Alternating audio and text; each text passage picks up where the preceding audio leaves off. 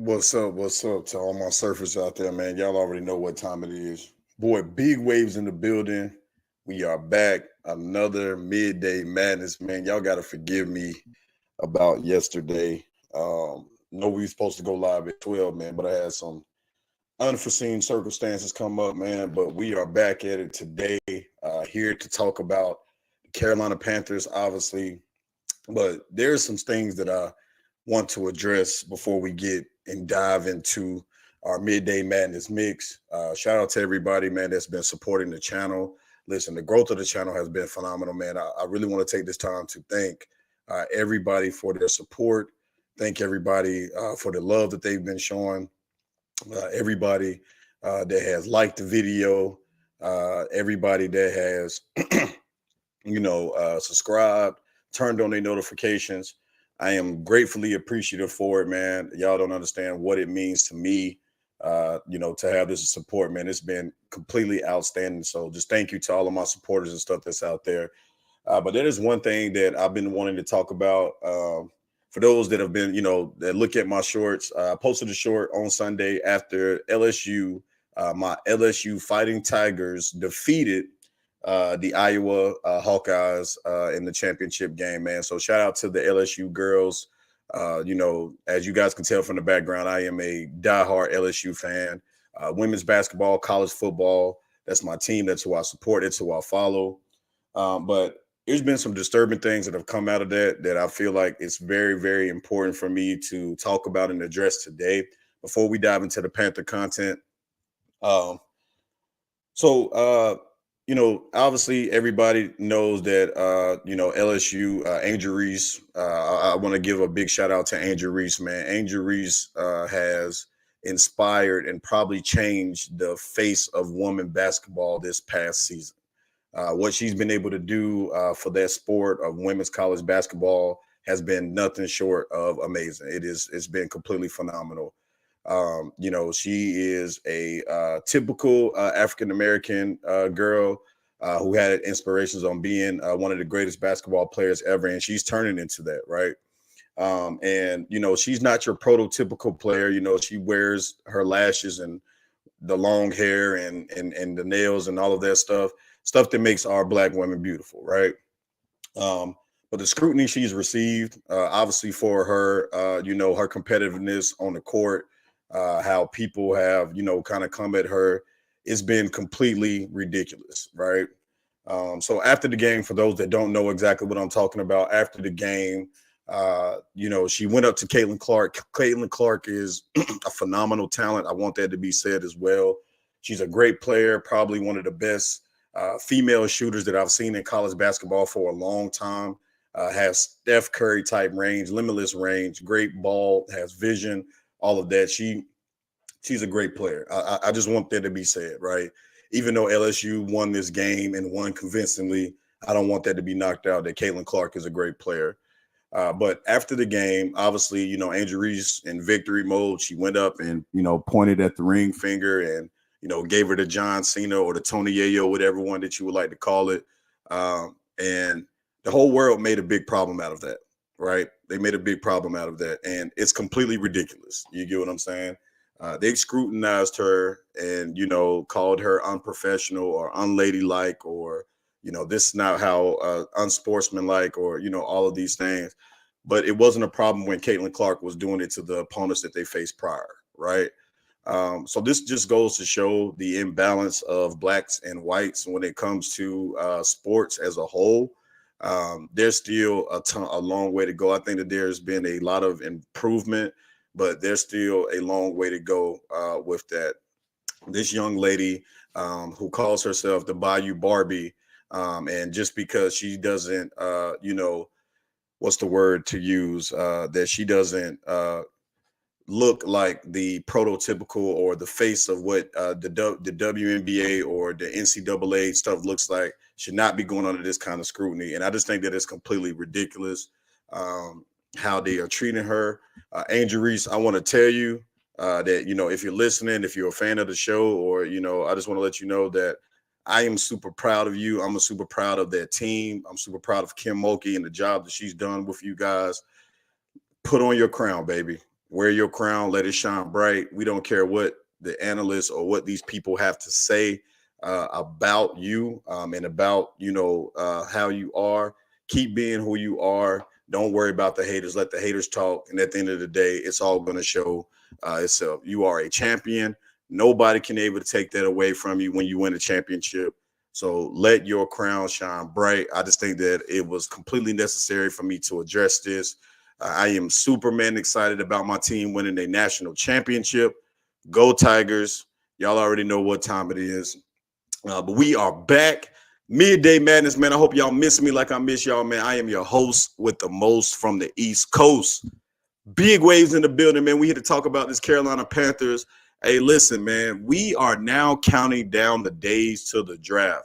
I think we are officially 20 days away from being at the draft and knowing who the Carolina Panthers is going to select with the number 1 overall pick. And guys, there's been a lot of reports, things that have coming out, man, saying that there's some mixed emotions about who the number 1 pick should be. And it's just a little bit concerning, man, with 20 days away from the draft. But also, is it just another smoke screen, right? Is this just another smoke screen to get a team to bite and say, hey, let's go ahead and, move to the number 1 pick, try to trade up a lot of different things to get Carolina to move off of that number 1 pick. So it's a lot of stuff, man, that, we need to talk about here today. So I'm going to go ahead and give my opening soliloquy. So the report that was out there, guys, if you guys haven't seen it, I posted it in my community section to all my surfers that follow that. Let's go ahead and take a look at it. Let's see here. Let me go back. So I'm in Carolina. This was reported by, let's see, Peter King of NBC Sports. Peter King of NBC Sports. The Carolina Panthers are apparently aren't set on taking C.J. Stroud with the number 1 overall pick, as odds would presume. Peter King of NBC Sports reported there are several influential voices within the Panthers organization that prefer Bryce Young to Stroud. That said, new Carolina coach Frank Reich reportedly strongly prefers a taller quarterback to run his system, something that would rule out the 5'10" Bryce Young. Well, this is very interesting. Simply, put, this is a very interesting, type segment. I'm going to go ahead and say this and go out on a limb. I think this is 100% a smoke screen. I really do. I think that the Houston Texans really want to draft Bryce Young, and Carolina Panthers is trying to drive up the price to get them to move up to number 1. The Carolina Panthers should have no problem moving down 1 space if the Houston Texans are willing to get off or come off some of that draft capital that they have. They have 2 first-round picks, so maybe we get the 2nd pick. Maybe we even potentially get that 12th overall pick for them to move to number 1 to get the quarterback of their choice. Maybe we get some 2nd round or 3rd picks to recruit from what we had to give up to move to number 1. But if you're telling me that 20 days before the draft, we literally just that's 2.5 weeks that we're away from being away from selecting that, and the Carolina Panthers are still split on it, I think it's complete baloney. It's complete baloney or bullshit, for my customers out there. No way in hell that this team does not know who they're going to take at this point. I just don't 100% disagree with it. C.J. Stroud, to me, is still going to be the favorite here. I think if Carolina does stay, but reports like this start to come out when teams are trying to get somebody to bite, right?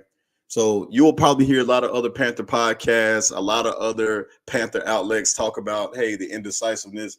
Listen, guys, I want to be real with my supporters here. This is complete bullshit. The Panthers know who they're going to get with the number 1 overall pick. They already know. And if anybody thinks, hold on, guys, let me collect this up. Okay. If anybody thinks that this is a legit thing at this point in the game, guys, you have to be a little naive, by this point. And the reason why I say that is this, guys. Listen, you don't give up what you gave up, to get to number 1 without having an idea of who your quarterback, or at least who you want your quarterback to be. I just don't believe that at all, right? Yes, the Carolina Panthers could move up with the mindset to say, hey, we want to at least have our option here. But there's obviously have to be a guy at the top of their list now that they've said that, hey, this is okay. Maybe there's two guys at the top of the list where they feel like, hey, whatever position that we're in, if we can get the Houston Texans to move up one space, which to me, I think that that's the only team that the Panthers could be even potentially, considering to move down is one space. I don't see a scenario where they're moving down to 3 or 4 or anything like that, unless a team is willing to give up a king's ransom to move up to number 1. So again, I see this as a situation where they're just laying bait out there, right? They're throwing bait. They're allowing these stories to leak out.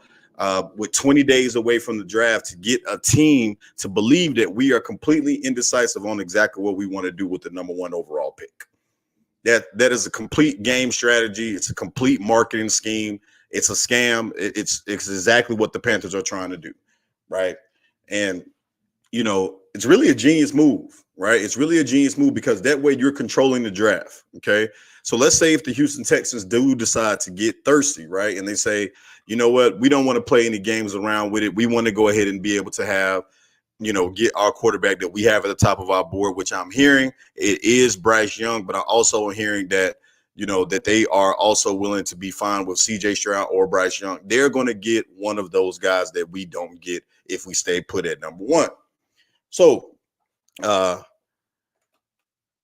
out to Agent 704, man. Appreciate y'all for pulling up to the channel, man. We are live in the Mixed Midday Madness. Listen, if you're new to the channel, make sure that you subscribe, guys. The subscribers have been going crazy. We are on the road to 1K subs, guys. We're about to touch 800. So, man, y'all make sure to keep showing your boy love, man. We've been doing this thing all natural. I love it, man. I love it. The support, man, that I've been getting from everybody, it has been completely phenomenal, man. So thank you guys so much. I don't understand how much I appreciate that. Your boy might be doing something special, man, once we get to that 1,000K mark, man. So y'all help me get there, right? And I'm going to be doing some things for you guys. I got some stuff coming, some merch coming on the way, guys. New editor that I'm going to be working with here that's going to be doing a lot of stuff for the channel. Yeah, we are about to take off, guys. The name and the rebranding, the new logos, all of that stuff is just, the new stuff that we are doing. But we're going to do it right. And again, I'm going to be the one-band man. The one-band man or the one-man band. That's how I go, the one-man band. But we're going to keep bringing y'all, man, with great content up here. I got a lot of people, man, that are supporting the channel, and I'm just so grateful for it, man. So thank everybody. Now, but back to what I was saying. CLT, man, if you're listening, man, the link is out there in the chat. Anybody that want to pull up, we are doing a open live today on Midday Madness, man. Whoever wants to pull up and pop their shit, got a lot of stuff to talk to y'all about. So make sure y'all join the link. Y'all already know what time it is. So let's say if the Houston Texans decide to get thirsty, they want to move up, right? Just one spot. I don't see Carolina moving back a ton of spaces. I really don't see them moving up a ton of spaces. If we can get them to move back to one spot, well, you got to be okay with that. Hey, listen, if we can move back and recruit, let's say we can recruit that second, third round pick, maybe we get 2 seconds this year, 2 seconds, 2 third. Well, we already get another third this year, something future 2024 for them moving up one spot. I'm taking it. I'm absolutely taking it because you're still guaranteed to get one of the 2 top quarterbacks. Get it to be Bryce Young or CJ Stroud at number 1. So at number 2. So if the Houston Texans, that would be the only team, right? The only team that I would be willing to trade back for. If the Houston Texans were willing to trade up one spot to make sure that they get their quarterback, I would definitely be listening to calls from the Houston Texans. Definitely be listening to calls from the Houston Texans. I think that would be the only spot that I would be willing to trade back to, right? One spot. That's it. And I've been hearing some people saying, oh, man, we should trade back to 3, so on and so forth. You got to remember, there are going to be some trades go down on draft day. The top 5 is probably going to look a lot different than what the order is right now. Here in the Oakland Raiders are talking about trading up to get a quarterback. Maybe the Indianapolis Colts are going to trade up. The Seattle Seahawks is a wild card team to watch out for. The Seattle Seahawks is a wild card team to watch out for that could be potentially wanting to move up into the top 5 to get one of their guys. Now, yes, they have Geno Smith. He played well, but they may be looking to try to upgrade their position here in the draft or start grooming their quarterback of the future. So there's a lot of different options that could happen for the Carolina Panthers going forward, right? So if I'm Scott Fitterer and I am, looking at a potential team, it's only with the Houston Texans. I'm only trading back one spot, right? So that way I still will have my chances of getting Bryce Young or CJ Stroud. Shout out to AJ Brooks, man, in the building. AJ, how you doing, man? Hope you're doing well today. Hope your family is great. But that will be the only spot I will be willing to move to. Anything else is not it. But the importance of today's show, guys, is what we're counting down, guys, and all of these shows are going to be focused on counting down to the draft. What does this pick mean for the Carolina Panthers going forward? Listen, this pick is going to determine our success probably for the next 10 years. I'm going to be 100% solid with everybody that is listening. This pick is going to determine the success of this football team for the next 10 years. The Carolina Panthers have to get this pick right. We have to hit on whatever quarterback that the Carolina Panthers decide to do, whatever they try to bring. There's too much resources that have been invested into this offseason from the coaching staff, from free agencies, trading up to the number 1 overall pick. This has to be it. And we have to start seeing results right away. I think that this is something that the Carolina Panthers, David Tepper, he's wanting to see out of Frank Reich and his coaching staff. I think Tepper is sitting back in his office saying to Frank Reich, hey, listen, man, I gave you everything that you wanted me to give you. I opened up the checkbook. I said, here, you can go hire whoever you want to hire. Go get the best coaches. Go sign you some quality free agents. And on top of that, I'm going to give you permission to trade up to the number 1 overall pick to get whoever quarterback that you want to get. Guys, if this offseason is not the offseason to change the Panthers around, it's never going to happen. This has to be it. We have to hit on this quarterback decision. CJ Stroud, Bryce Young, whoever it is, they have to come in and provide success right away. So let's go ahead and get into the conversation, man. Got my boy CLT in the building. CLT, what's popping? What's up, fam? Well, hold up, CLT. Yeah, I'm on my backup laptop today, and it's a little slow. CLT, what's good with it, man? What's up, family? Can you hear me? Can't hear you, CLT. What about now? I don't know what's going on. You hear me? Y'all hear CLT? I might can't hear. I can hear you. I see the static on the screen. Let me Okay. leave out and come back. Let me leave out and come back in. Hold up. Let me make sure you ain't muted.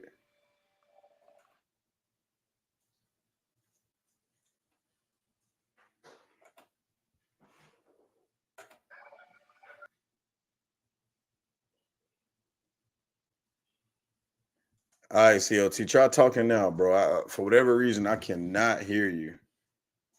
He just dropped out. You said y'all could hear him. I could not hear him. I'm not sure what was going on with that. I don't know. Maybe something going on. Can y'all hear me? Can y'all hear me clearly? Can everybody hear me? Jerome, can you hear me? I'm on my backup laptop today. So, these settings and stuff is the settings and stuff is all jacked up. Can everybody hear me clearly?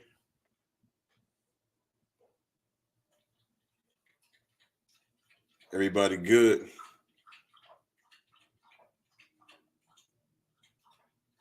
Yeah, we can hear you. All right, Morgan, appreciate that, man. Appreciate everybody. I'm going to bring him up here because something might be going on with my audio. You can hear me now, fam? All right, CLT, say something, bro. Can you hear me? All right, yeah, something going on with my audio, man. Let me try to fix this right quick.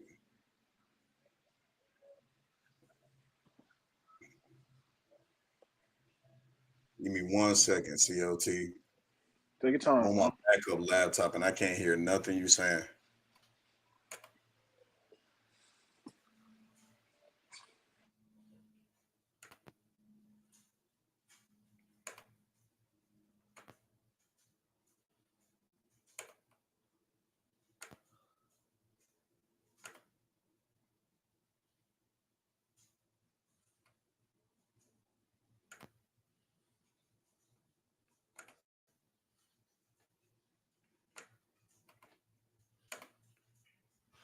All right, CLT. Try to say something again, fam. Can you hear me, fam? I can hear you now. All right, good. Mic check. Man, bro, I'm on this backup laptop today, and it's so trash, man. We going by It any is so means necessary, trash. man. Don't let it get you down. Yeah, I'm trying to turn you up. You a little low too.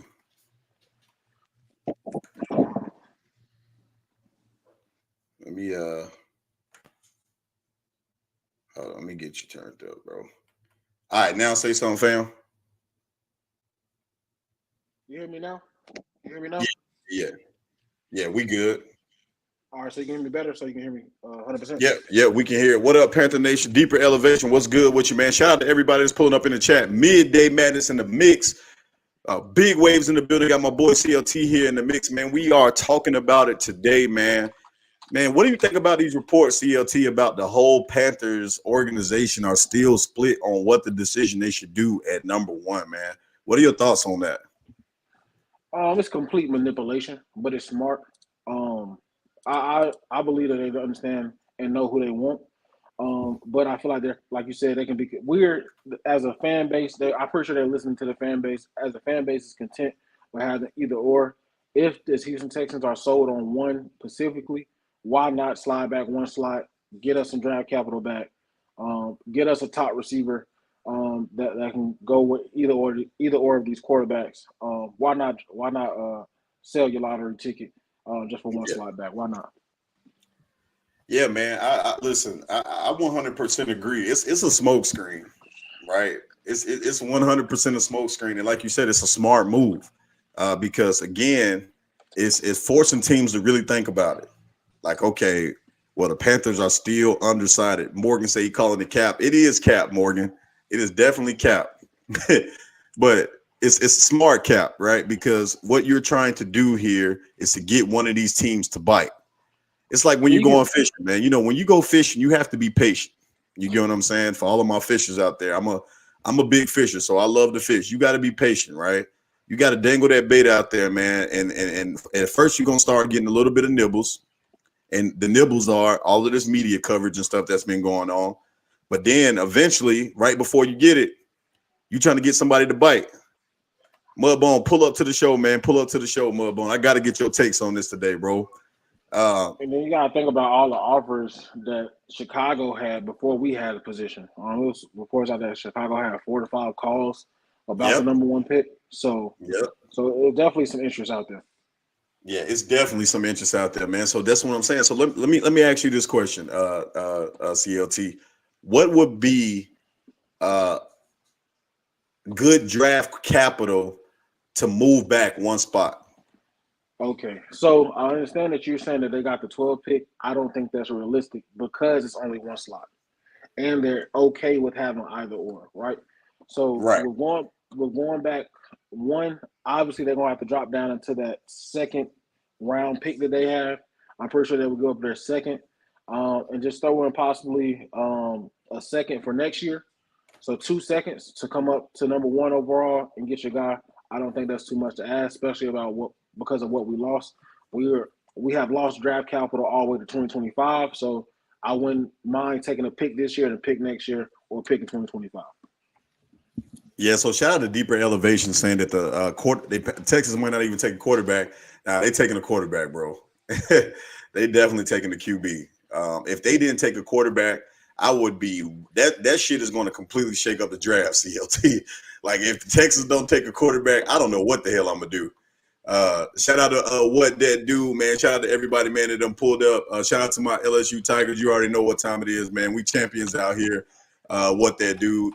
But the Houston Texans are definitely taking a quarterback. I don't see any scenario. Does anybody in the comments see any scenario where the Texans won't take a quarterback? That's wild to me. If they don't take a quarterback, the moment that the selection come in, they GM need to be fired. Yeah, that's crazy. Deeper elevation. He says, "I live in Texas, and I'm hearing that." Anybody else though, hearing that the Texans won't take a quarterback because that shit will shake up this whole draft. That automatically means that the Colts are definitely in play, man, of getting one of these two top quarterbacks when they pick. I haven't heard that. I haven't heard that at all. Mudball, yeah, I'm shocked at hearing that. He said they may not. If we take their guy, they may not. MDJ, I still don't see a scenario at 2 where the Texans do not take a quarterback at all. I don't see that at all. I mean, somebody make that make sense for me because again, that's what they're missing. They don't have a quarterback at all. And if you're sitting at number 2, taking a defensive player at number 2, it doesn't make any sense.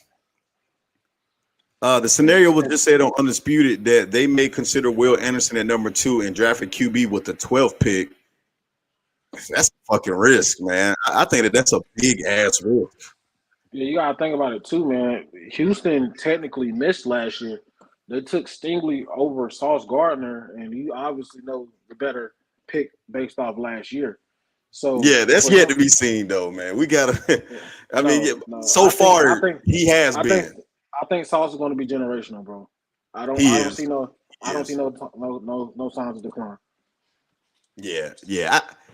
Shout out to Who That Dude. Hey, Who That Dude? I'm 100% with you, man. I think that that DeMeco Ryans will be, fired if they don't take a quarterback at 2. I just don't see a situation where the Houston Texans don't take a quarterback, at number 2. So I will definitely say, if that were to happen.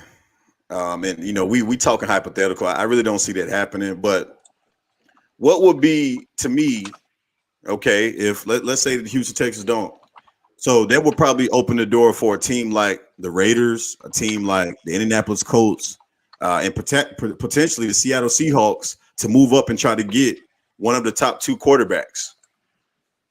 So if you're the Panthers and you know that the Houston Texans may potentially not take a quarterback, does that raise the price for the trade to number 1?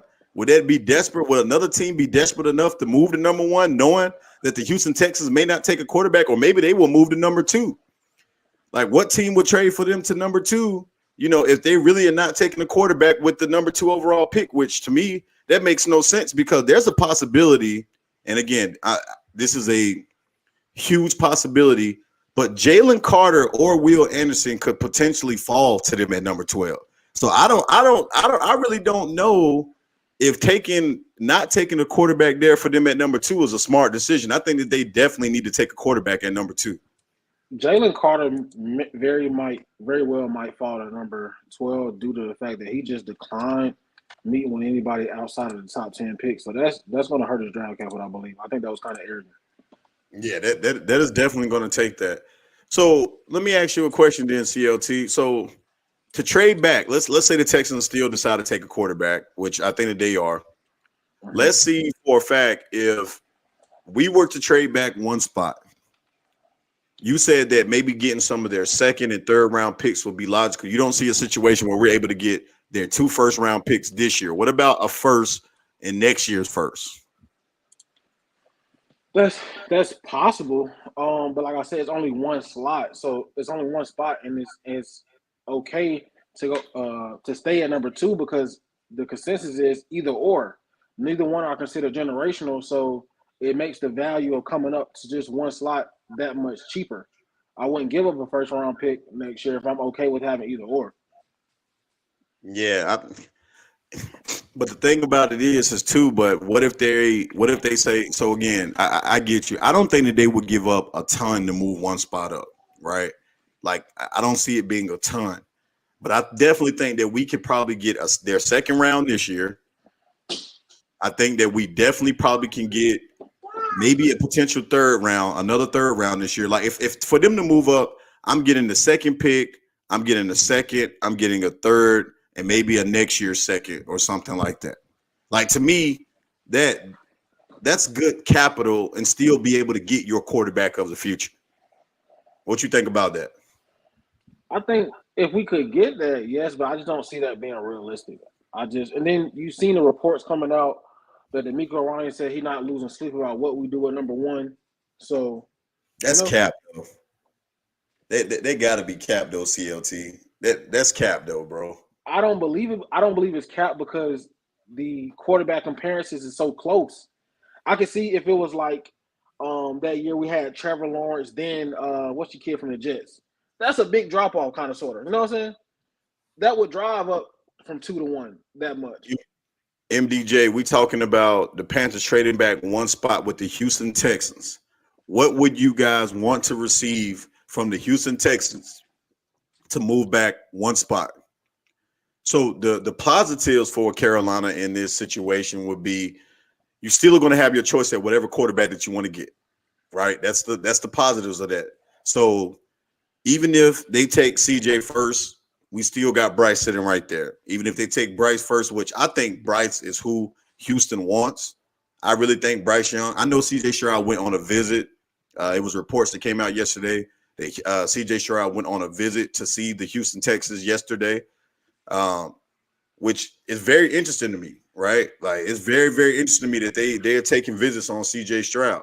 Maybe they're hearing what a lot of these reporters are saying, that Bryce Young may be potentially the guy that the Panthers decide to get. But you got to think about it two ways. And when you think about potential draft capital, the Houston Texans are a team with no lock and no position group. They need several pieces. So they have so many holes that they don't have a lot of opportunity to give up a lot of capital. It's no sure position on their team other than, I guess you can say, Stingley at corner. Well, they got John Mechie coming back too at wide receiver, man. You know who they drafted first round last year. He's coming back, and then their running back, man. He showed promise this year. What was his name? Pierce or Price or something like that. He had a hell of a year. So they got some young foundational pieces that they can start to build off on. But you're right; they definitely need as much capital as possible. Yeah. Well, when you saying the running back position, okay, that's cool. But the cornerback position, you need two. The receiver position, you need two. Right. So it's no lock. Right. But nothing. We also know CLT. The most important position got to be solidified before you can start worrying about anything else. And you can solidify that too. At number 2, right?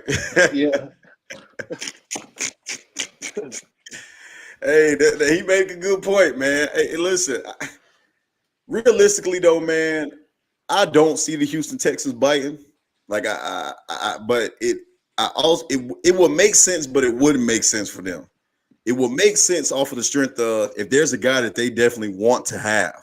Like if they're looking at the top 2 quarterbacks and saying that like CJ is our guy, then yeah, you move up, right?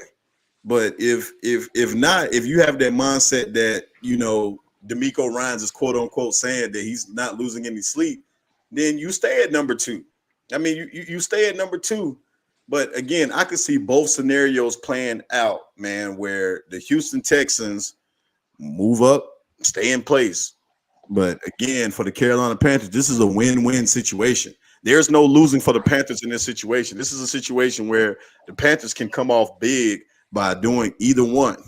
So staying at one, yeah, you definitely gonna have your guy. Go ahead. I'm just saying, Fitty, he likes to trade. So the possibility of trading is very, very real. And like I said, I would love to go back to 2. I just don't see us getting a first round to go back one slot. But I would love to go back because either or will do our franchise good with the coaching staff that we have. Absolutely, man. Absolutely. So the Panthers are in the process right now, man. Shout out to everybody, man, that is tuned in on the channel. We are here, Midday Madness in the mix, man, with your boy Big Wavez. Listen, if you're new to the channel, make sure you like and subscribe, man. Y'all hit the like button on this video. Y'all, it helps the algorithm out as well. Listen, the Cash App is scrolling across the screen. Anybody, man, that feels like they want to show any donation is greatly appreciated. We are live in the mix, man, talking about the Carolina Panthers, why this draft pick is the most important draft pick in Carolina Panthers history. So some news and stuff that is coming out right now. So again, there was reported by Peter King that the Panthers are still undecisive within the organization. Some people at the very top prefer Bryce Young. Some people on the coaching staff prefer CJ Stroud to be that. Is this good for the Carolina Panthers with 20 days away from the draft, man? So the countdown is real. What should the Panthers be doing right now? Is this a smoke screen? Or do we think that this is a smart thing for the Panthers to do? Or is it dumb? What do you think, CLT? Extremely, 100% think it's smart. I think it's smart to drive the capital up. I think it would be smart to go back to number two to obtain some capital. Like I said before, and we keep saying that A or one B, we were content. So why not go back? We need a receiver, we need a corner, we need a defensive end. We got some more pieces that we need to fill in. So why not obtain capital? Right. I 100% agree, man. So again, man, we could talk all day, man, about which quarterback is which, but knowing Frank Wright, right, and traditionally he has not had a quarterback under 6'2". He has not had a quarterback to play under the 6'2" mark. So knowing Frank Wright, man, and knowing what kind of quarterbacks that he's worked with, does that have a big like factor? Is that playing a big factor in the Panthers decision, right? So is the height thing really a big fucking factor, like they leading on for it to be, or at least the media is leading on that to be? Or do you think that it's just going to come down, man, to who they feel like is the better fit? Now, granted, Frank Wright has played with some pretty big quarterbacks, Andrew Luck, Nick Foles, Matt Ryan, Phillip Rivers. And these quarterbacks are all tall guys. So do we think that is much of a factor, or do we think that that's just a coincidence, or it's not going to be too much of a factor here? I think it's a factor. Familiarity is key in life. If you've seen something work before, you're gonna want to stray towards something that you've seen work in the past. Um, Frank Reich is a big guy. He played the quarterback position, so I think he would want to stay in the areas that he's known to work. So you think he want to stay with a taller quarterback? Yes, I think he would prefer a taller quarterback. Yes. All right. Okay, so let me ask you this question. What if there is real division within the organization, though? What if they're like saying, like maybe Tepper and those guys saying, hey, we want Bryce, and the coaching staff is saying, hey, we want Stroud. Man, you can see that causing problems, man, for this front office and this coaching staff down the road. What if these Well, reports are real? well, based off some of the stuff that Frank Wright said in his coaching introductory, he said he wanted honest opinions and he wanted collaborator, whatever you want to say, collaboration. Yeah. So if he's being honest, it shouldn't cause any problem. At the end of the day, I'm not quite sure who Tepper is giving the final say, whether it's Rule, I'm not Rule, but Tepper or Frank Wright. Um, but he said he wanted collaboration. So you got to respect someone else's opinion. I'm pretty sure it will come. The quarterback's coach opinion will be strongly considered. The offensive coordinator Frank Wright, and then you will go. I wouldn't even, honestly. I wouldn't take Fitter's opinion because this is just. I feel like this position is so key on people that's going to be dealing with this quarterback on a day-to-day basis. Because Facts. once he draft them, he really sit back in his office. So I think the coaches should be selecting the quarterback. Yeah, but I mean, it does have to be a collaborative effort, though, man. Like I really love the Panthers' approach when it comes to that, and the reason why I say that, man, is because again, you want this guy, man, to be here long term, right? We don't want to go through a situation kind of like with Baltimore going with the Ravens. One of these guys could end up being a special talent, even being MVP of the league, taking us having that Joe Burrow effect where we go to the Super Bowl within the first couple of years of their career. So you want to make sure, man, that everybody's in agreement on who the guy is, right? Because I don't want to see reports and stuff coming out. Well, the Panthers were sold on Bryce Young. Well, Tepper wanted Bryce Young, but Frank Wright wanted CJ Stroud. Tepper's not really helping. And then if CJ Stroud comes out and start playing bad, then is Tepper, really happy with Frank Wright? Like I could see that stuff causing a lot of problems down the road. So I think that it is really important that from top to bottom, that everybody is in agreement on who they should get with the number one overall pick. Like that stuff is important. Like the last thing the Panthers need is drama within the organization, right? That's the last thing that they need, right? So again, granted, I don't think that any of this stuff is real, but if there is Where there's smoke, there's always fire. If any of this stuff is real, these Panthers have 20 days to figure it out, to figure out who is going to be their guy. Honestly, man, like at this point in time, to me, go ahead and draft CJ Stroud. CJ Stroud is, to me, feels like the safest option here, where you can avoid like any of the, questions or any of that stuff come out. CJ Stroud feels like the safest answer when you're talking about who to take number one. He checks all of the boxes. He has all of the skill sets that you're wanting to get. CJ Stroud, to me, just makes the most sense for the Carolina Panthers to take at one. But again, by now, I feel like the Panthers should have a clear-cut guy in the league. I like there's, to me, when you're you can't be 20 days away from the draft and not know who you're going to take at number one. Like, to me, that is complete bullshit. I just don't believe it.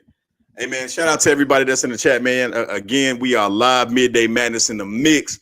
Host with the most from the East Coast, man, the Silver Surfer, man, the Beach Bum. Y'all already know what time it is, man. Big Waves in the building. We are back with another Midday Madness in the mix. Here to talking about the Panthers and this decision. This decision is going to change it all, Panther Nation. I hope y'all ready for a hell of a season. This is going to be a hell of a season. And those that have been following me, man, from last year and watch me on Keep Pounding TV and, all of the other channels. Listen, y'all know I was hard as hell on the Panthers last year. I'm hard as hell. I'm always hard on my football team. I'm that same way with my basketball team. I'm that same way with my college football team, my college team. But I can tell you, man, I feel like this year is going to be a different year for the Carolina Panthers. This is going to be a year where we're doing a lot more celebrating than we are doing talking negative about this team. Agent 704, exactly my point. Like 20 days out from it, you have to have some kind of like idea on who your guy is going to be.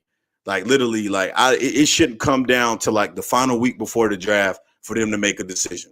Honestly, what the Panthers should be focusing on now is who the fuck you're going to take with the other picks.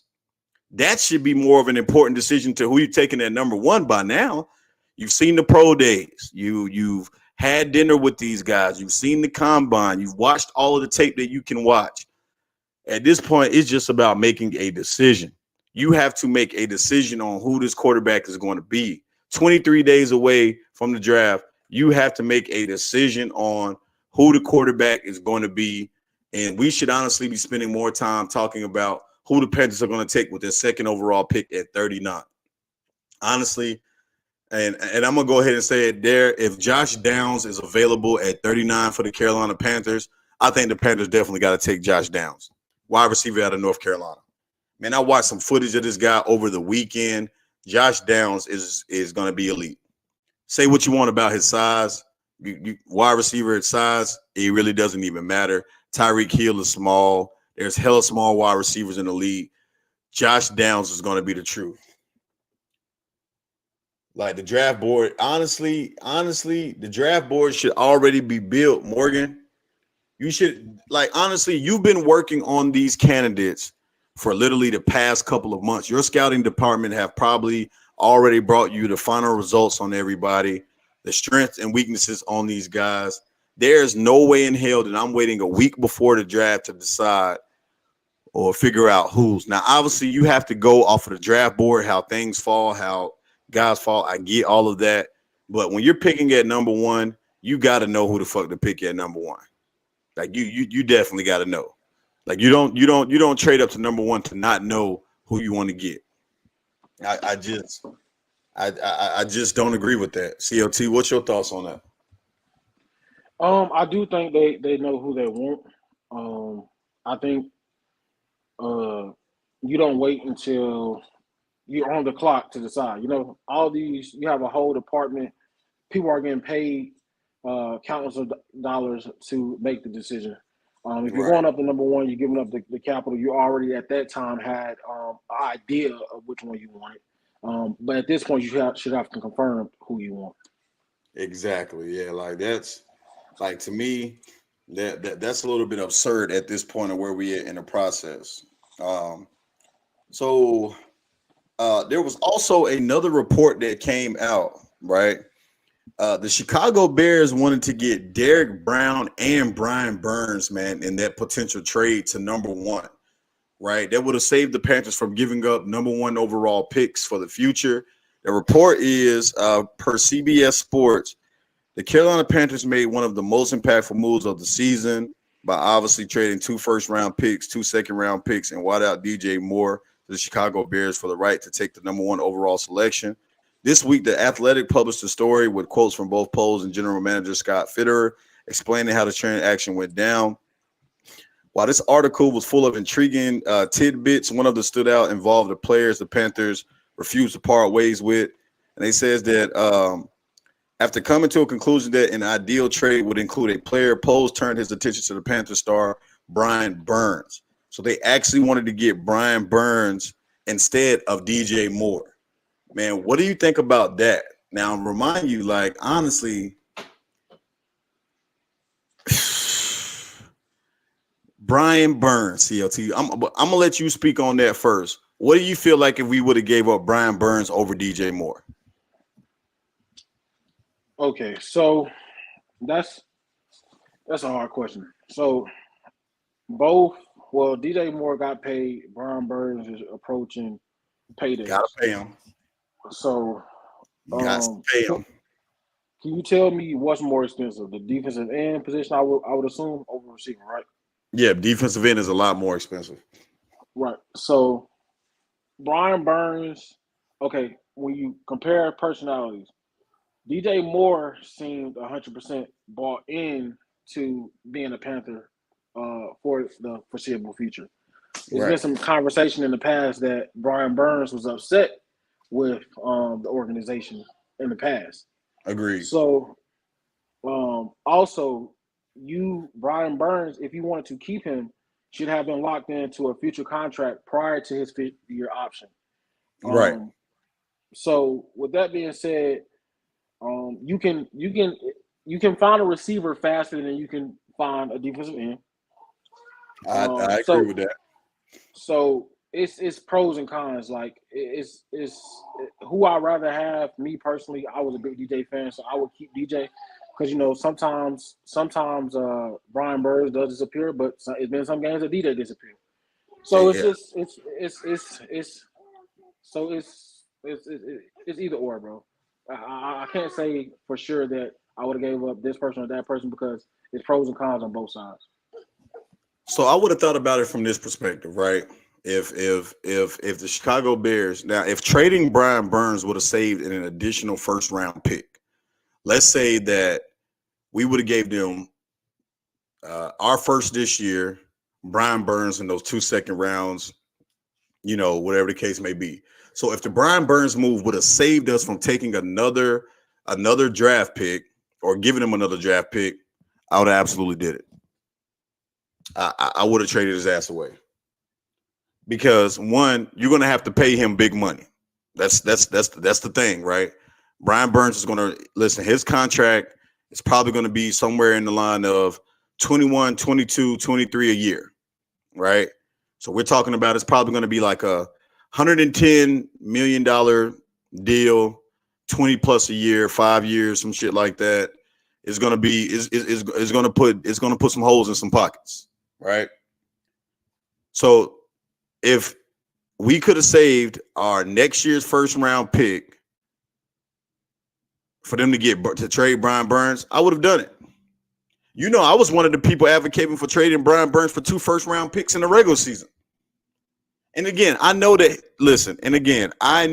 what kind of player Brian Burns is, right? I know that he's a hell of a defensive end, and it's hard to come by defensive ends in the NFL. It's hard to come by those type of defensive ends. But, man, listen. When we were offered, there was reports that came out in the regular season when the Panthers were losing. When we were offered 2 first-round picks for Brian Burns back then, I would have 100% made that trade. I would have 100% made that trade. I would have made the trade too. And like I said, it's because he's approaching contract year. And the only doubts that everybody was kept saying was it was LA. LA was gonna have a high pick, and they now don't have a high pick. So if we're looking at it from 2020 hindsight, we should have made the trade because LA pick is now high because they drafted terrible. I mean, Exactly. they played terrible. That's exactly what I'm saying. So we should have gave up those 2 first-round picks for Brian Burns back then. Listen, I know he's a generational player, but 2 first rounds for him? Come on, man. Think about the Panthers if they would have had 2 first-round picks this year. If we would have came away with 2 first-round picks this year for trading Brian Burns. So now we're in a position where we're going to have to pay him big money. It's going to be big money, man, to lock in Brian Burns, bro. Well, what kind of contract do you see him potentially getting? $20 million a year. Yeah, it's definitely going to be on the lines of that 20 to 25 million a year, bro. It's definitely going to be on the lines of that. I don't see him paying anything cheaper than 20 million a year. Van Ness will be better than Brian Burns. AJ Brooks, I mean, that's a big if. That is a big if, man. Brian Burns has actually put up solid production over his career. He ain't getting you no lower than 9 sacks. Last year, he really took the step out, man. But we got to get some help opposite of him, though. Like, I think we can't see like Brian Burns' full potential until we get like an elite defensive end, man. And then that leads me to my next article that came out, man. The next article that came out over the weekend was best free agent fits for the Carolina Panthers. And, man, they had Jadeveon Clowney as a great fit for the Carolina Panthers opposite of Brian Burns. Signed him to a 1-year deal, cheap money, can fit in the 3-4 scheme, and obviously he will return back home. How do you feel about Jadeveon Clowney, man, being lined up opposite of Carolina? So just some quick tidbits from the article. Pass rusher Jadeveon Clowney ranked highly on our free agent list because of that. He can be when playing at his best. He's a 3-time Pro Bowler who notched 9 sacks and 32 quarterback pressures and 11 tackles for a loss just 2 years ago. Clowney is a fantastic run defender, though he hasn't been particularly consistent rushing off the edge last year with the Browns. He had just 2 sacks, 12 quarterback pressures. Because of his lack of year-to-year consistency, Clowney could be looking for a 1-year prove-it deal, and the Carolina Panthers will make logical sense. Logical sense for Jadeveon Clowney to team up with Brian Burns. How you feel about that one, bro? I've been saying that. I feel like we need to go ahead and grab him before someone else does, before the draft. Go ahead and get him on a deal where it's reliable for the team and him. I think he's going to be affordable. He's going to stop the run. Or he's going to play the run well. That's what been our advice for the last 3-4 years, and especially inside of the defense that we're going to play in, where you have 3 linemen. You need somebody that's going to be able to fill the gaps, play the outside and fill the gap. So right. Jadeveon Clowney definitely is a great fit. I will go ahead and lock him in now. Man, just think about, man, what that defense is going to look like, man, if you're able to bring in a player like Jadeveon Clowney. That defense, listen, our defense, man, is really starting to come along, especially if we can make some good splashes here. And I don't think we make any more free agent moves till after the draft. After the draft, we'll see a lot more free agent moves being made, just based off of filling in whatever holes that need to be filled in based off of who we draft and whatever that looks like.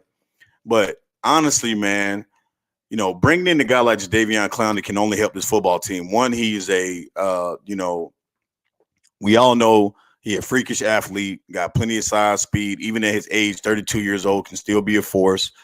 He's going to take some pressure off of Brian Burns, which that's exactly what we need to do, is take pressure off of him, right? We also need to be able to be in a situation, man, where we have consistent pass rush coming from both ends. Last year, Brian Burns was the only person that, to me, was able to get to the quarterback consistently. Nobody else on the Panthers defensive line was able to do it. Now, Derrick Brown, huge guy, was able to push the pocket. I think Derrick Brown is probably going to have a Pro Bowl season this year as well. But we need a veteran defensive end opposite of Brian Burns to really help this football team out. We really do. Shout out to everybody, man, that's here to listen. Midday Madness in the mix with your boy Big Wavez over here, man. Look, like and subscribe to the channel if you haven't done so already. Y'all already know what time it is, man. We're here talking about how important the pick is for the Carolina Panthers. So CLT, moving on to our next topic, man. Let's say the Carolina Panthers, and we're just playing hypothetical, draft one of these quarterbacks, and they turned out to be a complete flop, right? How long did Frank Wright have, man, to get this football team to where it needs to be?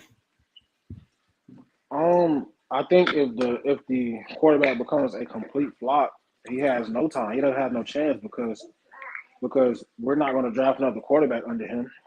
Scott Fitter is going to be out of the office immediately. So I think this is his job. This pick is his job. It is his job, right? Yeah. So what is all, man? Maybe you can talk about the fans, man. What is all relying on this pick for the Carolina Panthers? The city relying on the pick, and we say this because football really drives excitement here in Charlotte. You know, when the Panthers was doing well, you know, the city was wide open. You know, tailgating, downtown was turned up. You know, bars was turned up, bro. That drives revenue. Winning drives revenue here. So, and we're a big city. We're not a country city, bro. This is city life here. So, winning definitely is everything here. The city loved and supported Cam when he was winning. Even when Cam was losing, the excitement that he brought, the city still loved that, you know? So winning here and getting it right here is everything.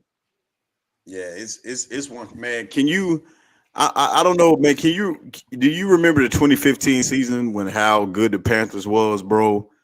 Do you remember how electrified the city was? All you saw was Panther stuff everywhere. The city just had a whole different vibe, man. Like all you heard was the Panthers is winning. The Panthers is winning. I was in high school, bro. Our teachers in Carolina Panthers gear damn near every Friday. You know what I'm saying? Right. Like the city was turned up, man. Man, like you could see just how electrifying the season was. The city was when the Panthers are winning. We need that feeling back in Carolina. This has to be the best draft that the Carolina Panthers have ever had. This pick is going to change the fortune of this football team for at minimum, the next 10 years. Because this quarterback is probably going to be here for a long, long time. So you also got to go ahead. So you also got to think about it in the eyes of David Tepper, bro. At this point, bro, if he can't get it right, he may consider selling. You know, he's a businessman, bro. He's not into keep losing money. And losing football games is losing money. He wants to put money in the city.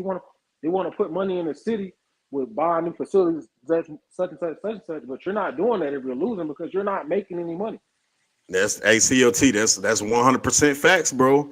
Listen again, man. Listen, I said this last year, and you know I completely 100 stand on this. Listen, losing brings out the worst. Rumors start to get started, you know, within the organization. You criticize from the whole NFL. Everybody is criticizing you when you're losing. Losing is contagious. It can cause so many problems in your organization, but guess what? Winning cures it all. Winning cures it all. When you're winning football games and you're a winning football team, you don't have to worry about rumors. Your locker room could be a mess, but if you're winning, you don't have to worry about any of that stuff getting out. It doesn't have to get out. Like you don't have to worry about like people's dissatisfaction with contracts. You don't have to worry about if this person wants to be here, stuff going on with come on, bro. We didn't know about all of this shit about Jerry Richardson that was going on with him until the Panthers started losing like a motherfucker. Like, you feel what I'm saying? Like Right. when we started to lose and have losing season after losing season, that's when everything came out about Jerry Richardson. And he was in a position where he had no choice but to sell the football team. Like, losing can burn. I'm telling you, losing opens up a portal of destruction in the NFL. But winning can open up a path of greatness. It can open up a path of greatness. In this season, for the Carolina Panthers, I am telling you, I expect nothing more than to see winning fucking football here in Carolina. Definitely. Definitely. We've invested too much. You can't say that you don't have the two. You can't say that you don't have the quarterback. You can't say that you don't have the line. You can't say that you ain't got the defense. You can't say that you ain't got the weapons. And you can't blame it on the coaching staff. You can't blame it on anything. If this is not the season, it's never going to fucking happen. And I'm convinced. This is the time for someone that, like, the quarterback is coming. This is the time for them to take a city, bro. Like, we have nobody that's considered the true number one face of our franchise, bro. Christian Not right McCaffrey's now. gone. Christian McCaffrey's gone. DJ's gone. Cam been gone. This football team is wide open, and what position other than quarterback should take that ring? You know what I'm saying? That Right. I quarterback agree. that quarterback can come in here and become a superstar, and it all starts with winning. And listen, nobody's saying that you got to win every game. Just play 500 football or better. Like, those are my expectations for this year. I just want to be 500 at the worst. Like to me, 500 or better to me is like ideal for me this season. Be above 500 or finish at 500. Yeah, I Show think improve. we gotta finish at 500. Like I said before, if we don't, the trade we lost because we're going to be picking in the top 15 again. So the Bears will be having great draft capital. I know, We won't man. have we won't be picking high in the second round. We will be picking. I mean, high in the second round, but we have to win, bro. Winning means a lot this season. I want at least 9 games. I'm trying to go above 500. Yeah, and then on top of that, man, I want to actually go to a couple Panther games this year, bro. Yeah, I want to go to Like, season open. I was telling you about it. yeah, bro. We got to hit some Panther games this year, CLT. We got to, bro. We got to hit some Panther game. And I'm telling you, whoever quarterback that the Panthers draft, I'm ordering their jersey like right away. Soon they go on sale. So Bryce Young, CJ Stroud, whichever quarterback that we get drafted, I'm getting their jersey right away. I'm about to get my Angel Reese jersey too. Shout out to LSU, man, and the Lady Tigers, man. Y'all already know what time it is, bro. We are national champions, baby. Y'all already know what time it is, man. Go Tigers. Shout out to the Bayou Barbie Angel Reese. I ain't gonna lie, I'm about a jersey, but I kind of bit a bullet last time, man. As soon as we got Sam Darnold, But you got a Baker Mayfield jersey? I got Sam Darnold jersey. Oh my CLT. I'm about to kick the you the fuck off this live, CLT. the 14 looked good, man. I thought Ah, he was hell gonna no, CLT. You got to go, man. You got to go, CLT. Y'all had to get rid of CLT. I'm gonna bring him back on. But this motherfucker got a Panthers Sam Darnold jersey. A Panthers Sam Darnold jersey. What the fuck is CLT thinking? Put down the weed. All right. Yeah, I thought the Jets did it wrong, but I thought we could turn them around, bro. But I was miserably wrong, man. Yeah, bro. You was way wrong about that one, bro. Mudbone in the building. Mudbone, what's good with your fam? What's going on? Salute. Man, I was listening to you what you said something about the Texas report, man. I think that's cap. I think everybody posturing right now. Everybody trying to they just trying to put stuff out there because they don't want people to know that they want this player or that particular player. Regular stuff. Yeah. So Mudbone, man, what do you think like the madness is behind that, man? And before you get into that though, I just gotta get on CLT ass right quick, man. This motherfucker has a Panthers Sam Darnold jersey. That shit is worth nothing. Like literally, you ain't getting shit from that. Like literally, you might as well burn that bitch. He said he thought that 14 looked good. He a fan. He a Panther fan, man. You can't knock him for that, man. He's supporting his quarterback. Ain't nothing wrong with that. But just like you said, as soon as them jerseys go on sale, when hopefully the Texans get Bryce Young, I'm drafting that. I'm taking them automatic. Yeah, I think I'm gonna get that. I can't decide if I want. Hey, I heard the Panthers supposed to be dropping a new jersey this year. Yeah, it's been talks about the Panthers, man, dropping a new jersey this year, and I think I know what it's gonna be. Y'all stay tuned to my next thumbnail for my next live. That's gonna be a breakdown of the Panthers' new jersey, and I already think I know what it's gonna be. It's gonna be a jersey to go with their blackout outfit and the blackout helmets. It's gonna be lit. I'm gonna take a fail as well. No matter who we get, I'm gonna support them until they show me to get garbage. But bruh, listen, I haven't bought a quarterback's Panthers jersey since Cam Newton. Cam Newton has been the last quarterback jersey that I bought for the Panthers. I didn't buy a Baker Mayfield. Damn sure wasn't buying that. Didn't buy a Sam Darnold. Damn sure wasn't buying that. And I damn sure ain't buying no fucking Matt Corral. So CJ Stroud, though, or Bryce Young, I'm going to get their jersey. I'm going to order that. Probably get the blue, black, one of those. I'll probably get a black one because I need another black one. But I'm definitely getting their jerseys. There ain't no way in hell yet. New jerseys are definitely coming. It's not a rumor, Agent 704. It's not a rumor. I think it's gaining steam. They were saying because a lot of the stuff on the Panthers website has went on sale lately from jerseys. The new jerseys may be coming for the Panthers. It may be coming. Not damn sure. Teddy Bridgewater. Then they had like 65%. They had a 65% off sale or 60% off sale on all the barrels or something like that. I don't know if they're still doing it now, but it was. Yeah, it was like a 65% sale on all of that shit, man. So, yeah, bro, I think new jerseys are coming, and it makes sense. The Panthers need new jerseys, bro. Like we've been wearing them same fucking white jerseys and blue jerseys. Like we need a new design. We need a new. Gonna get on my ass, bro, but I want a Dante jersey, man. That 26 look good. Dante Jackson's 26 look good, bro. All right, CLT, you got to go, man. I'm sorry, bro. You got to fucking go. You got to fucking go, CLT. I'm sorry, bro. I'm sorry. Hey, listen. He going in the timeout right now, bro. This nigga copped a Dante Jackson jersey. Bro. He's the first round. Dante Jackson was a second round pick. He got to get the fuck up out of here, man. I'm sorry. Listen, y'all know how I feel about Dante Jackson. He's an LSU alum too. But Dante Jackson, man, I can't fuck with that, man.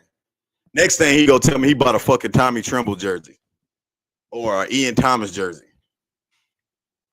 Yeah, I'm sorry, man. I'm gonna get CLT back up here. I said I wanted. I said I wanted a Dante jersey. Right? I already got the players that's great. I already got C-Mac. I already got I got a DJ and I got a Cam. But I was saying I want Dante for that 26. It looks good. Not saying he's a great player. The 26 looks good. Hey, CLT, he trash, bro. He trash. I'm sorry, Dante. Listen, y'all. Listen, I support Dante as being a Panther, longtime Panther, and obviously an LSU alumni. But bro, I wouldn't say he's trash, bro. I think he's decent. He's just trash. Listen, he's not what we need him to be. I'm gonna say that. For a second round pick, as high as we drafted him, he's not as what he needs to be. Because when he goes up again, I'm gonna come back in. Yeah, what'd you say, Mudbo? He said he's gonna drop out. He's gonna come back in. Yeah, Mudbone definitely pull back up, bro. So again, he's just not where we want him to be and where we need him to be. That's how I feel about Dante Jackson. Dante hasn't even hit a Pro Bowl. You got a better chances with Horn. And see, that's another thing, man. Dante just ain't hit it. He ain't ready, yo. I like when he goes up against good wide receiver CLT, he just gets fried, bro. He gets fucking fried.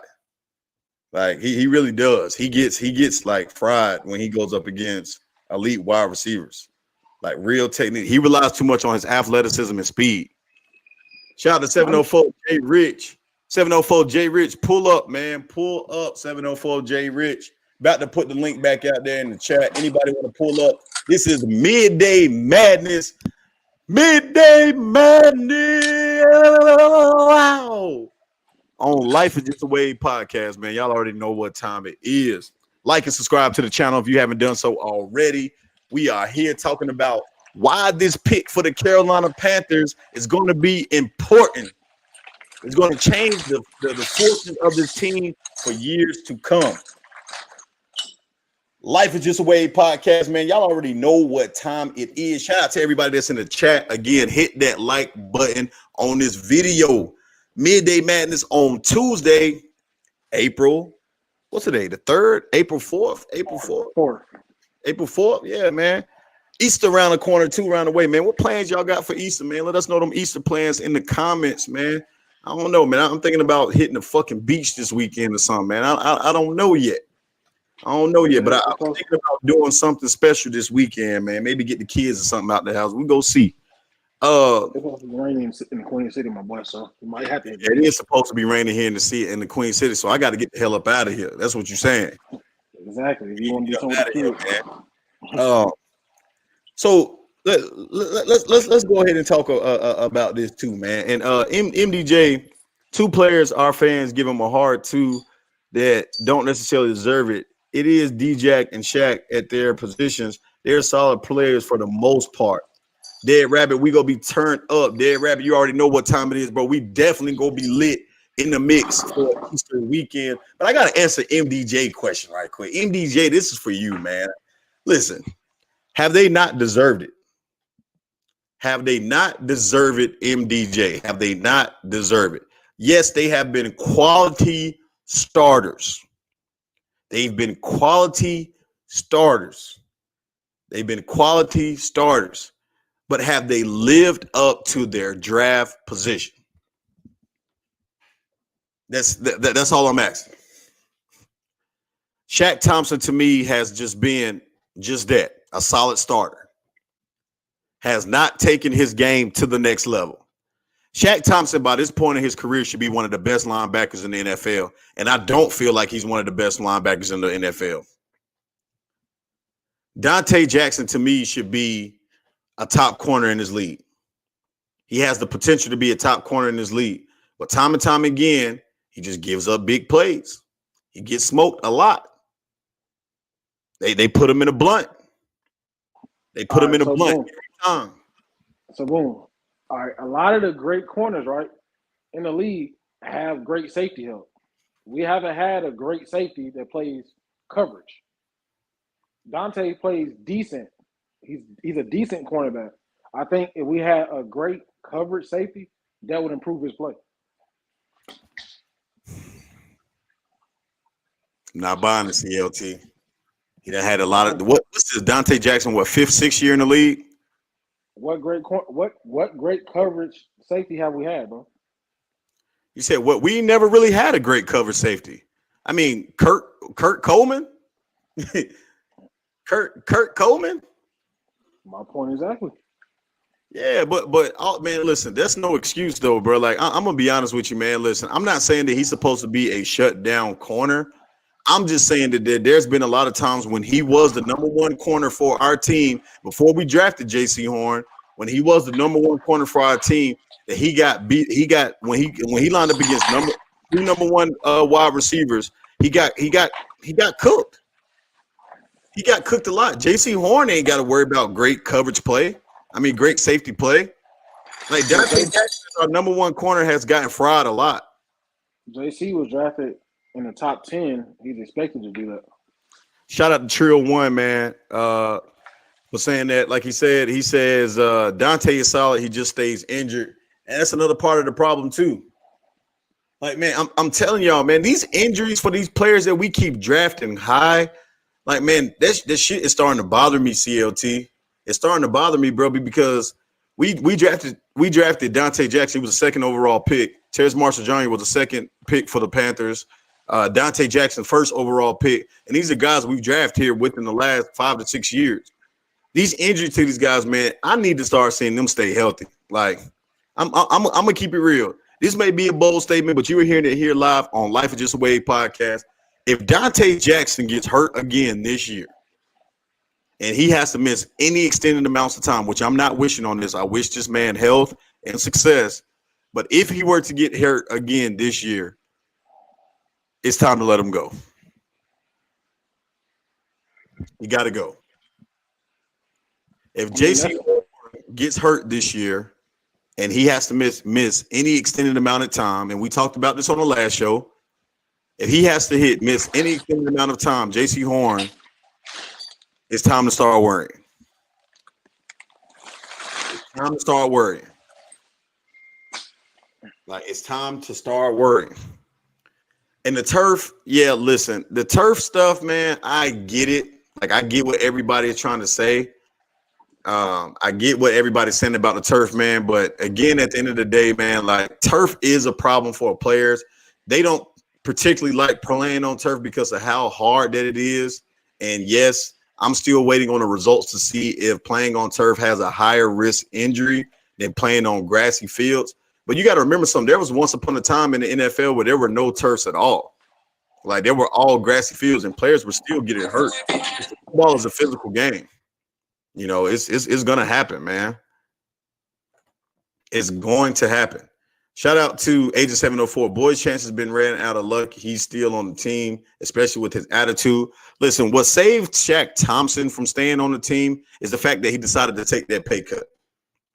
Him taking that pay cut to stay here and, you know, restructure his contract, that's obviously showed a lot. And I really appreciate Shaq Thompson for doing that because, again, he didn't have to do that. He probably could have went to another team and got paid big money. All right.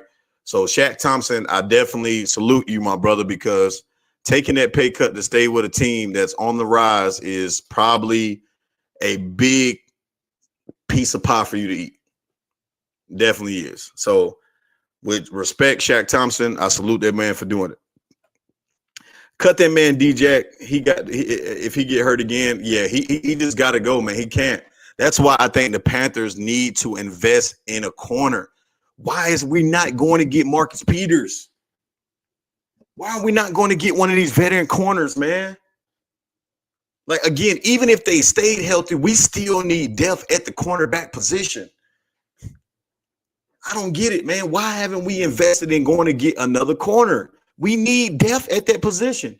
CJ Henderson, I'm sorry, y'all. Listen, CJ Henderson, I know y'all listen to the shows. I know y'all listen to these podcasts, but I am completely transparent about it.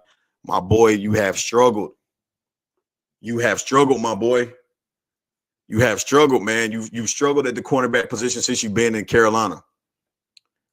Like you've struggled since you've been in Carolina, bro. And for you to be a first overall pick, I mean, you know, a first round pick, not first overall, but to be a first round pick, I need to see more out of CJ Henderson. This is literally probably his last year that he has to get it right to prove what he can do. This is CJ Henderson's last opportunity to prove what he can do.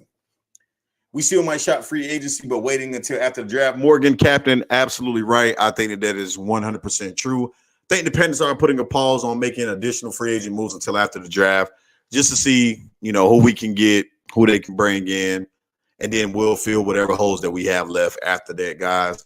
After the draft, guys, listen, people have been asking me, should I do a live draft party? I have thought about it, guys, and the answer is going to be no. And the reason why it's going to be no, guys, because I'm going to be too turned up for the draft. I'm going to keep it 100 with my supporters out there. I'm going to be lit for the draft. I'm going to be yelling, screaming. I will not be paying any attention to what's going on in this computer. What I will be doing, guys, is I will be working the phone. So I'll be posting stuff in the community section. Probably going to do a live maybe I will go live right after the first round of the draft. After the first round of the draft, I probably will go live that night. Do go live, but probably every Panther platform is going to do the same thing. So I may hold off and wait until go live and do a show Friday morning because the draft is going to be on there Thursday. Friday morning, I'll probably do something on Friday morning to talk about the draft. So that's probably what I'm going to end up doing. Yeah, Jalen Ramsey, Jeremy Castro, you're absolutely correct. I think the Panthers should have definitely tried to make a move for him. Listen, man, he went for a third-round pick. We definitely could have gave a third-round pick to get Jalen Ramsey. I think that was a move that Scott Fitterer I would have loved to see him make. A third-round pick to bring in Jalen Ramsey. You know, maybe his contract was an issue, but again, that's one that you can restructure to bring in a player of his caliber. Team him up with J.C. Horn, restructure Dante Jackson's contract, man, to make him the third corner. And C.J. Henderson, you know, he's expendable at that point. So that's how I feel about that, man. Hey, thank y'all for tuning in, man. Listen, Midday Madness in the mix. Like and subscribe to the channel if you have not done so already. Y'all, we are running it up, man, here on the channel. And I just want to appreciate all of the support and love that y'all been giving your boy. Big Waves in the building. Midday Madness. If you smell what the Waves is cooking, man, y'all already know what time. Hit the like button on this damn video, man. Get me in that algorithm. We turning up on the channels. Shout out to all of the surfers in the building. Street Taco, man. Street Taco, man. Street Taco be making me feel fuzzy inside and shit, man. Shit crazy, you know. I don't know. She be making me feel fuzzy inside. I don't know what that's about. But look, y'all here, man. Y'all already know what time it is, man. We here to talk about it. Hey, look. The Carolina Panthers are in a prime position to be a legit contender year one under this regime. Year one in this regime, the Panthers are in position to be a Carolina. Adam Thielen, hold up. Okay, Adam Thielen out running. Where he at? Adam Thielen is out right now practicing running routes somewhere in Charlotte at a local high school. Where's he at? Adam Thielen right now getting to work with a Panther helmet on, getting work right now. Shout out to the vet. Shout out to the vet, Adam Thielen right now, man, out putting in work, getting routes in. That's what I'm talking about, man. Shout out to the veteran wide receiver, Adam Thielen. Coming into Carolina, man. I wonder what number he go wear, bro. I wonder what number Thielen go wear. I wonder if he go keep the same number that he had. Jeremy Vets, hey, pull up my boy Wiley. Pull up, man. I'm about to drop the link again, man. Pull up, Wiley. I need to get your perspective on something, bro. Need you to pull up to the channel. I'm dropping a link right now, Wiley. Shout out to my boy, man, Jeremy Vets, a.k.a. Wiley, man, all the way from Germany, pulling in. Midday Madness in the mix. Midday Madness. Y'all already know what it is, man. Love to see Adam Thielen getting that work. I would love to see him in that 19. Hey, did y'all hear about J.C. Horn going to number 0? J.C. Horn wearing that 0. CLT, how you feel about J.C. going to that 0, bro?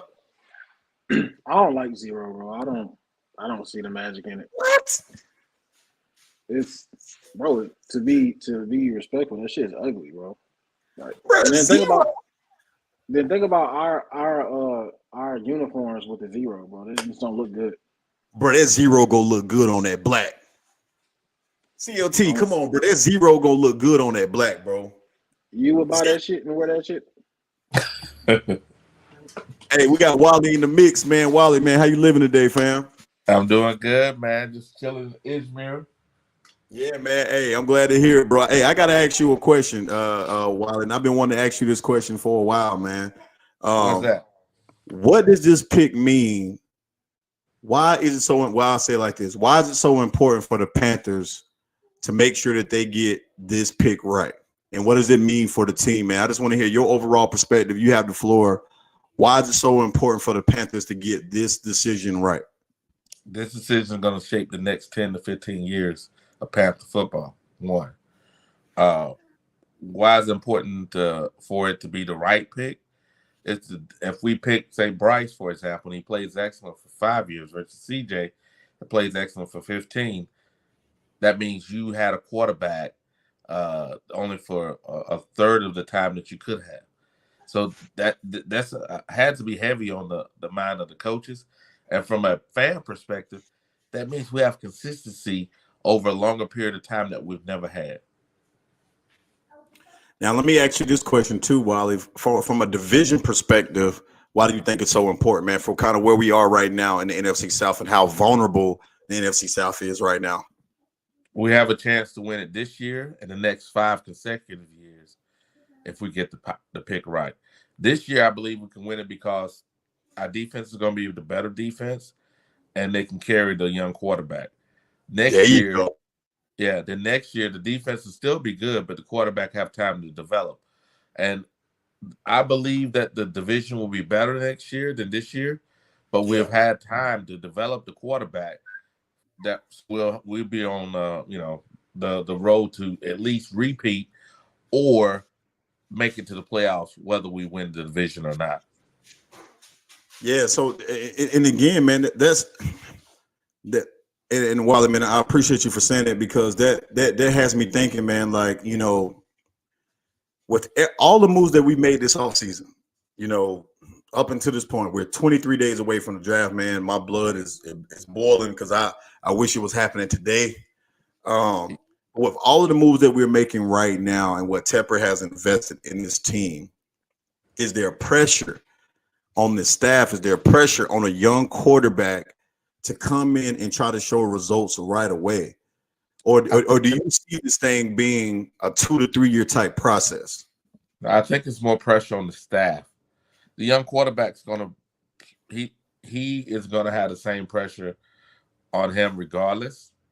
However, I believe it's pressure on the staff because look how much money the owner has invested in the staff alone. And he has put all his faith in the staff, not necessarily the players, but the staff. So I don't think that young quarterback's going to have as much pressure as, say, Scott Fitterer. I think Scott's under more pressure. Scott Fitterer has a ton of pressure on him. Oh yeah, because he had no more excuses. 0. Yeah, I agree. I 100% agree with you. I mean, he's and to your point, man, I think Scott Fitterer is probably the person that has the most pressure on him. CLT, what you think? I agree. You can't mess up the number 1 overall pick and keep your job. And you can't trade to go get it and keep your job. So not win, right? Yeah, not win. So hands down, he has the most pressure. Yeah. So Wally, like again, man, it's like, to me, I feel like, man, there's so much pressure on the organization as a whole, because think about the fans, right? And how much losing that they've experienced over the last couple of years. Like I said, you all the way in Germany, man, and a Panther fan. Think about the people that are living in the city, man, that are wanting to go to these games. Also, it was rumored out there that the Panthers are going to raise their prices for tickets this year. So I'm assuming that they're actually saying that, hey, we plan on winning some football games this year, right? I don't mind paying $150, $200 for a ticket if I know we're going to win a fucking game, right? Or have a chance. Yeah, or at least got a chance to win a game. You get what I'm saying? Yeah, he has to pay for those coaches, so that's why he raises the ticket price. But the fans, and this may sound crazy, but I'm gonna say it anyway. I think the fans have to really look at how long we've been a team, and I think the current ownership is going to give us an opportunity to speed up the process of winning compared to all the other teams. But all the teams, even the dynasties that are currently, we look at as being the teams that we are trying to model, they didn't win very many games in their first 25, 26 seasons. We've won more than anybody in that time frame. From when they started as a franchise to now, we've done better than any team that's been started in the NFL history. But you don't think that because we're measuring ourselves against people that's been teams since the 60s and the 50s. So look at Dallas. Dallas was what came in 57, 58. They started winning to around 70s. Yeah, and listen, I agree with that, man. I just think what it is that listen, there's a lot of teams in the NFL that don't have Super Bowl rings, right? Like, but I think what it is, what makes the Panthers, you know, kind of an outlier for that statement that you're saying, Wiley, is that the moves that we have made as an organization has prevented us from consistently being a contender, right? Yeah. Almost felt like from the fans, it's frustrating because we've been kind of held back from, you know, being a real contender or being, you know, an actual threat. Yeah, and I just seen that, man. The Panthers have added depth at linebacker and on special teams by signing free agent Kamu Grugier-Hill, who was with the Cardinals last season. I know he had just got released from the Cardinals, so under the radar signing, man. But the Panthers did just add a linebacker on to their team. Good linebacker depth. We need that kind of depth there. Hippie, do I play Roblox? I do not play Roblox, but my kids do. They be asking me to play the football stuff all the time on Roblox. I don't play it, but yeah, you might catch me on there, man. You never know if you see that Wave name come across. But to your point, Wiley, or what I would say about that is really the Panthers, they're called the cardiac cats for a reason. Right. That was that one season. Yeah, like they call and the reason why they're called the cardiac cats because this team, every time this team, and it's been that way in the past, every time this team, you think that they're about to turn a corner or they're about to, you know, do something, they allow them to, you know, take the next step. They do something, man, and just take them 2 or 3 steps back. And being from Charlotte and being a follower of this team pretty much my whole life, you know, I've followed the Panthers since they've come into existence. Granted, I was a kid, but I followed this team from day one, right? Mm-hmm. And looking at a lot of teams that we had, there are a lot of teams that the Panthers had that probably should have had more winning seasons. We should have more winning seasons under our belt than not, right? Like, yes. I feel like a lot of those teams, like especially, like, let's keep it real. Cam Newton we didn't become a real playoff threat with Cam Newton until like his 3rd or 4th year in the league, right? So like, I want to say that honestly, all the way up until that 2014 season, we were starting to turn the page, and then that 2015 season when you started to see us really take off, right? Well, 13 also. Yeah, 13 also. 13 was a year that we really started to, you know, 13. improve. So that was what, year 2, right? Yeah, year 2 or year 3 because he got drafted in 2011. Yeah. So, but even the moves that we was making in those runs, like like even the moves that we were making in those runs were still very much suspect and questionable. Like, you never brought in any true weapon for Cam Newton. All he had was Greg Olsen. You didn't address the offensive line like to protect him, and probably would have conserved his career a lot more if he had a lot more protection, or you didn't run him all the way into the dirt, right? Not probably. Would have. Yeah, would have, right? And then when I look at other moves that the Panthers have made, like, you know, obviously the way that they parted ways with a lot of impact players, you know, Julius Peppers, which you let him walk in his prime. It made no sense at all. Like, you just didn't want to pay him. And did, you know, Steve Smith, let him walk away when he still had a lot of good years left. Muhammad. You know, Musa and Muhammad, let him walk when, when he had a lot. So it's just a lot of moves that the Panthers have made honestly, to me, that just didn't make, like, drafting Jimmy Clausen was a terrible decision by the Carolina Panthers. Drafting Jeff Ota was a terrible move by the Carolina Panthers that they made. Like, we've missed out on a lot of 1st-round picks in Panthers everything history. Everything you said had to do with the old owner and the old GM. Exactly. They all gone. I'm just talking overall. I know. I'm just talking overall. They all gone. I'm just saying is, I believe that you're right, but I'm saying even with all that messed up stuff you said, it's still true that we are a better franchise than most franchises in this time period of our history. However, I believe in the next 10 years, we finna show our ass. We finna Oh show yeah, everybody. We finna show yeah, everybody. we definitely is, bro. I have no doubt in my mind about that. The Carolina Panthers are definitely going to be a threat in the NFL, man, for the next. Honestly, I see it like this happening. Y'all in CLT, I want to get your opinion. This first year, Carolina will finish with our schedule. We should finish no worse than 500. No worse. 500. Yeah, Can't go no worse. 500. Huh? Can't go 500. You either gonna be 8-9 or 9-8. Well, yeah, you talking about with the added game, right? Yeah. Yeah. So okay, 9-8. I give you the All 9-8, right? Okay.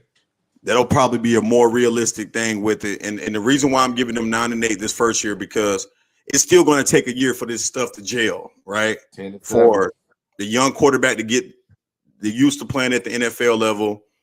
The talent that we brought in to all gel together with the offensive line. Like, we're still going to be figuring some things out this year, right? Mm-hmm. I think the 2024 season is really when you're going to see the Panthers take off next year, right? That's when you're really going to see the Panthers take off, where we probably going to start getting double-digit wins guaranteed. Like, where it's going to be probably like next year will probably be like a 10-7 season, and or 11-6 season. You get what I'm saying? I think that next year is when you're really going to see it, with the young quarterback having more experience under his belt. Obviously, us bringing in more pieces, adding additional things to the team. This offensive line, continuing to gel and have chemistry. Honestly, if we can keep this offensive line together for the next 4 to 5 years, this has Dallas offensive line written all over it, like Ikwanu, Mo, and Oh yeah. like this could be just as good as the Cowboys offensive line in their prime years. Like, if we can keep it together and they stay healthy, right? Mm-hmm. So 2024 year is when I really see the Panthers starting to take off. This year is going to be kind of a gelling year, new offensive philosophy, new offensive system, new defensive scheme. There's going to be some growing pains this year. I don't have unrealistic ass expectations for the Panthers this year. Like, I want that to be known. Like, so I'm saying that right now. I don't have a mindset like the Panthers are going to go to the Super Bowl this first year. I know football too well. I know the NFL too well to not sit up here and say the Panthers are going to be a Super Bowl team in year one, right? So I'm not going to say that. I will say what the Panthers probably going to be is a 9-8 team, potentially, at best 10-7, somewhere in there. I think we will win the NFC South. I think that we will win the NFC South this year because, again, a lot of teams are just down this year. So I definitely think we can do that. But I don't think that this will be the year that we'll make a deep playoff push. The first year, I don't see that happening. And honestly, most teams that are on the rise don't. You get what I'm saying? Like, they don't. Yeah, Cleveland, like, even with like the Bengals first year with Joe Burrow, you saw the progression. You saw what they could have been before he went down with an injury. But you could see that it's going to take some growth. It's going to be some growing pains that we're going to have. But by the third year, if this regime can stay together and we can keep players, we can get resign players and get stuff done and continue to add to this team, by 2025, the Carolina Panthers will be a legit Super Bowl contender. A legit Super Bowl contender. Yep. Legit. 2025. COT, how you feel about that, bro? I said a lot, but how you think about the 3-year plan? And Wally, I want your perspective too. Go ahead, CLT. My expectations is for this year, honestly. When I say take off, I believe make a playoff appearance. We haven't appeared in the playoffs in the last 4 years, right? We haven't made. Yep. So I think taking off begins this year. I think we make the playoffs, especially how weak our division is. Next year, we'll probably win. We'll probably win another additional playoff game. But I think The opening is now. I think the time to take off is now. Now we do have we're going to have a rookie quarterback. So some close games, we're going to lose. I expect to lose I expect to lose some. I expect to win some due to him being a rookie. But I feel the time is now. I'm not giving us next year. Frank White is on a short lease. Fitter is now on his shortest lease. I think this year is when we begin to win. Hey, you said that right, CLT, man. I think, matter of fact, Federer might not even have a leash. He may be saying, "Come here, boy." If he mess up, he might just go and pull him in the office real quick and be like, "Okay, that's it." But as far as the year 2024, I think that we'll win 10-7 this year, and then the following year probably win 12 games. But I believe we're going to win. Opportunity to win both the division both years. The second year, I think, even though we may be 12-7, there may be 12 and 17 games now, 12-5. There, I think there's opportunity for one of the other teams to also win either 12 or 13 games because they'll be ready by then. See that, Wally, that brought up my next point, and we're going to save that conversation, man, for our next live that we're going to do, because I want to talk about that, right? I want to talk about the NFC South and the race for the division title, and that's going to be our topic next game, because I'm a little concerned. I'm not even going to lie with y'all. I'm a little concerned. And why am I concerned? Because the Falcons are making moves. If they can figure out the quarterback position faster than we can, and Desmond Ridder, let's say he is the answer. Maybe he's not, right? Maybe Desmond Ridder, struggles early in the season, and they decide that he's not the answer. Maybe that contract offer for Lamar Jackson comes up. Maybe they go get a Lamar Jackson if they feel like Desmond Ridder can't get the job done.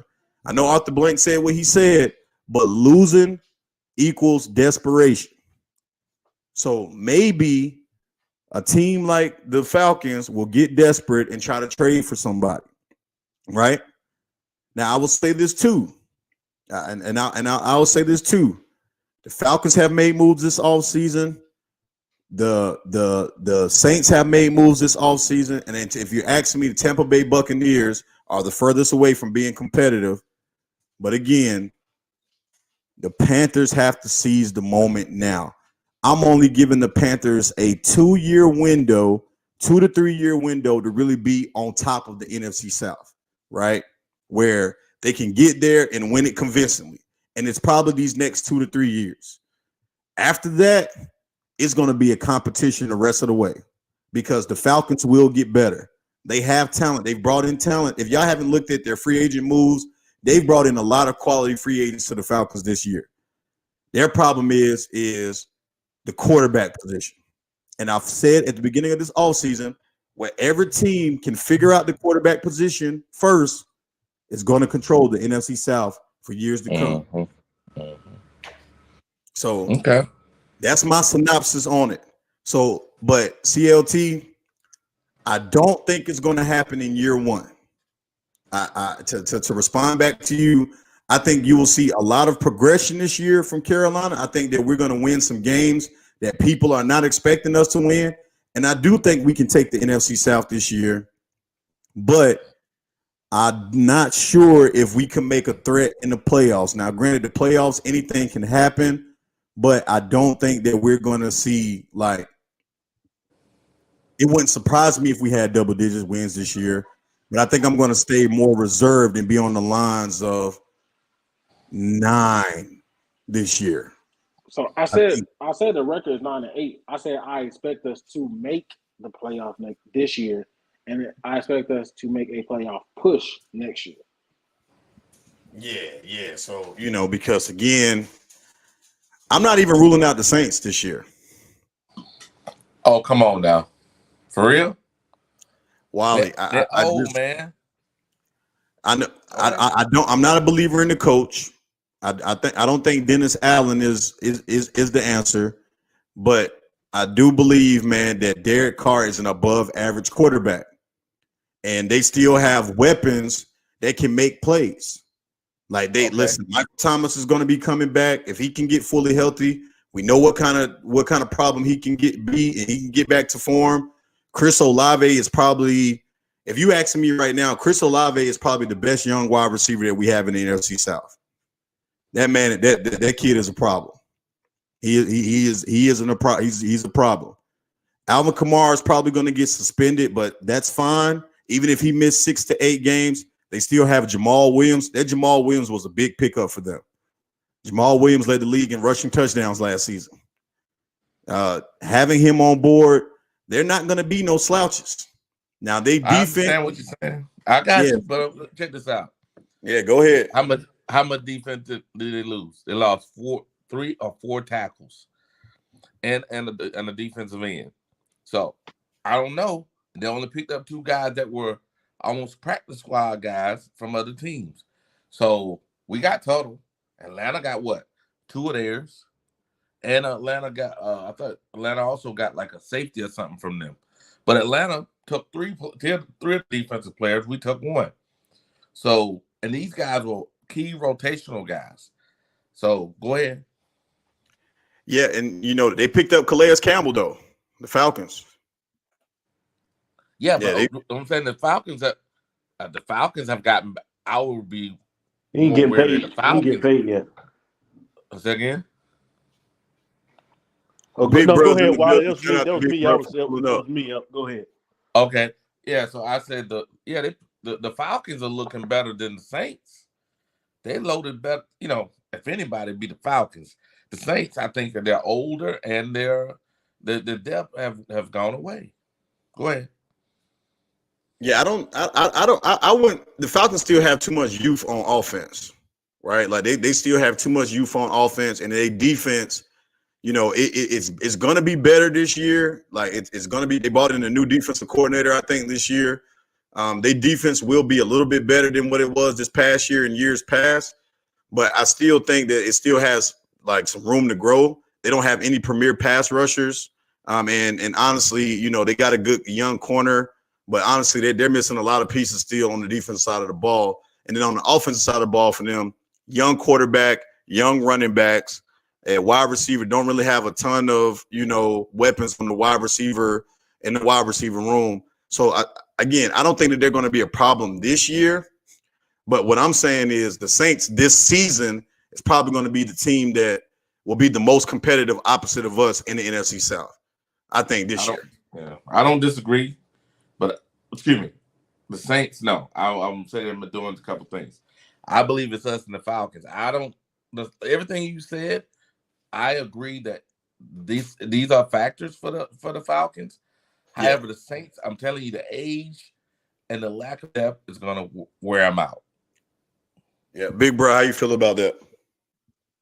What's going on, guys? I feel. First of all, a big part of what the Saints going to do is going to determine what the NFL going to do about Kamara. He's facing some steals, some stuff, some off the field stuff that the NFL hasn't decided on. So obviously his availability is going to be key to the Saints' success. I do think with Derek Carr, the Saints, they could probably be a little better than what they was last year. They got Michael Thomas returning, Olave emerging. Their defense, was solid last year. They lost some piece on it, but for the most part, they're still solid. So I think, in my opinion, I just think that we're gonna have to continue with them. I mean, the Falcons could be right there too. They got a lot of young pieces that they putting together. And again, the Falcons always give us a hard time for some reason each year. Usually we split, or I think it's been one time where we beat them actually twice, but they could be right there too. But that's going to be our toughest competition. I think the Saints are a little ahead of the Falcons just because they got an experienced quarterback. Falcons got Ritter, who might be the projected starter. And like I said, and really Kamara is a big piece of what the Saints do. So it's just going to determine is he going to be out 6 games? They got Jamal Williams though. They added him.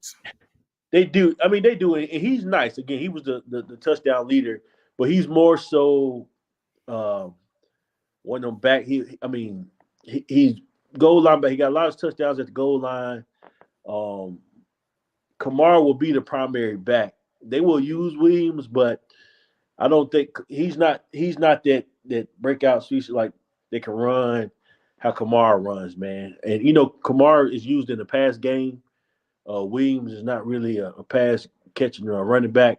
I mean, he can catch it at running back, but he's not a pass catching running back like Kamara. So Kamara was if he's ready to go healthy and not dealing with no off the field stuff, then he gonna be the guy. Williams was a good piece because I think they brought him in because of that reason, because they don't know if Williams gonna be if Kamara gonna be available. So so the Saints, man, they're a solid team, with the pieces they currently got.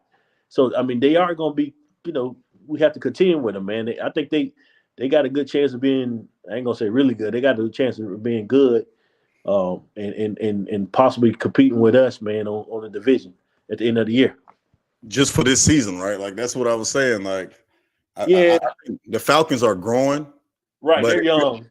Yeah, they're still young, but I think that if you're asking me right now in the NFC South, who's probably our biggest competition, I would have to say the Saints, and it's just because they have more stability at the quarterback position. Like that's why. Yeah, you're right about that. I agree. Derek Carr, like I said, he's a proven veteran as far as he can play in the league. He has won some games in the league. And he's solid. And with the Saints pieces, man, he has the potential, man, to be a really, good quarterback, this year with the Saints weapons. I mean, he got two hell of receivers, man. Thomas, Olave, shoot, man. I mean, I'm gonna tell you, man. Listen, the switch Army knife, man, that they got down there, number 7. Don't sleep on him. He makes plays. What's his name again? I'm talking about you. What's his name again? The number 7, the quarterback / tight end / running back. What's his name? Hello. I can't think of his name. What's his name? CLT down there with the Saints. The Swiss Army knife is on the tip of my tongue. Somebody in the comments let me know. Hill, man. It's Taysom Hill. Yeah, Taysom Hill. Yeah, and listen, Taysom Hill can cause a lot of problems too, man. Just from matchup perspective. So, that's where I'm coming from. Well, I think for this year, I'm not saying like next year, because you got to remember something. The Falcons are going to continue to build, and if Desmond Ridder can figure it out, I still think that they need weapons at wide receiver. Like the Falcons don't have no weapons. That they did draft a young wide receiver who was the rookie last year, and he'll come along and he'll continue to develop. But I'm just saying that if you ask me right now, who would be the most competitive threat to the Panthers, it would be the Saints, man. And honestly, they're making a legit case because I don't know about that, they man. have quarterback play. I don't know about that for this reason. I don't think we're giving Derek Carr enough credit, man. I really don't. That. Is Derek Carr, the current version of the Saints before we go into the season, better than last year's version before they went in the season, Bucks? I do. I think that they are better than what they were last year going into the season. Before the season started, not the results. Before the season started, when we were talking last year, same time frame last year before the season started, where you said those Bucks were better than these Saints going in. Oh, absolutely. Absolutely. Yeah, absolutely. Yeah, absolutely. But what I get with what you're saying, but who could have called the Tampa Bay Buccaneers being that bad? Nobody. Age, and death. Wally, you didn't call it though, Wally. What I'm trying to say is based on last year, and look at what happened with those guys. I'm telling you, if you have no quality depth and you're older as a team, I get what you're saying, but I don't think nobody in CLT, you can speak on this too next, man. I don't think nobody saw Tampa Bay being as bad as they was this past year. I didn't see that. I thought they was going to easily win the NFC South. Even with being 500 years old. Like, I'm serious. I didn't see Tampa Bay being that bad. But Wally makes a good point, man. Aging and depth is they prove that is key in the NFL. And like we've been saying, this is an injury prone sport. You want to call players injury prone, but this is a sport that injuries going to happen every game, and it can happen before games in practice.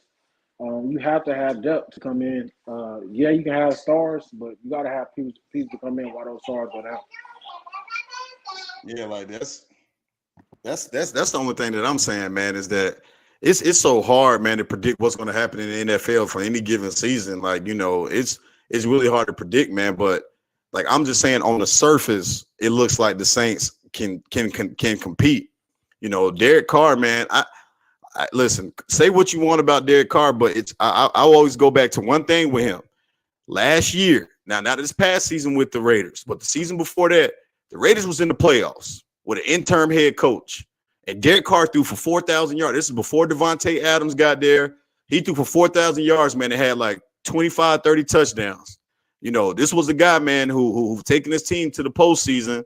And again, he's a veteran quality quarterback. I think that he's just above average. I don't think he's in the top tier but he's definitely a second tier quarterback, man, that can come in and win you some games. And if he can come in, man, and this offense can start clicking the way that they needed to click, I'm just saying, man, they could be a problem. And then again, you got to come on, Wade. It's a divisional game. Divisional games are tough. Hell, we lost to the Falcons this year with Marcus Mariota. Yeah, true. But check this out. So you're right. But check this out. The same coach that got fired while they had the interim coach was who? The current coach of the Saints. And did he go to the playoffs when he had Carr? No. So, hello. What you mean? What you talking about? Dennis Allen? Yeah. Oh man, but I mean, they team that team didn't have no talent on it at all. Like you talking about Dennis Allen? They had Waller and those guys. Yeah, but Waller wasn't even emerging until what he was. He still was dealing with drugs at that point when he was under Dennis Allen. If was a fifth, would be drunk. There you go. I'm just saying. That's all I'm saying, Wally, is, just don't sleep on them, man. Like, especially because it's a divisional team. Like, Panthers have shown, even in our best year, 2015, when we was undefeated, who did we lose our one game to? That year, we lost to the Falcons. Oh, the Falcons. Okay. Yeah, we lost to the Falcons. It was a divisional game. These divisional games, you just can't take those lightly, man. And that's what I'm saying. Like, we can come in this season with the mindset like we just go sweep the NFC South all we want to, but for whatever reason, the Panthers they struggle with divisional games. Like even when they're their best, they struggle with divisional games, bro. That's all I'm saying, Wiley. That's Stop looking in the past, man. We haven't had this type of coaching and the talent before. I agree that we haven't. I still said we're going to win the division, but I think that, man, we are probably going to split one with everybody but the Bucks. Look, we got to keep in mind too, fellas. I mean, obviously the NFC South is down. We all know that. Everybody know that if you know anything about football. Okay. But also we got to keep in mind too, like I said it on the previous show before. I said my bold prediction for us to win the NFC South, when I think we got a good chance. And I said that, and the reason I didn't guarantee it because I know that first off, teams get better every year, right? That's the goal. Meaning Saints got better, the Falcons got better, the Bucks got better. Everybody in the South has gotten better from on paper so far. So it's not to say that we're not at the level yet to where we can, this gonna be this we guaranteeing the division. We're not at that level yet because again, guys, we brought some pieces in, we filled a lot of holes, we made some good moves, we got a new coaching staff, but we still gonna deal with having a young quarterback at the helm that's learning and developing. So you got to keep that in mind. And also, We got to see if these pieces that we have brought in gonna gel together. So it's not a lock that we're gonna win the South. I think we got a good chance to win the South due to what we have currently in place and what we're going to get in place in the draft.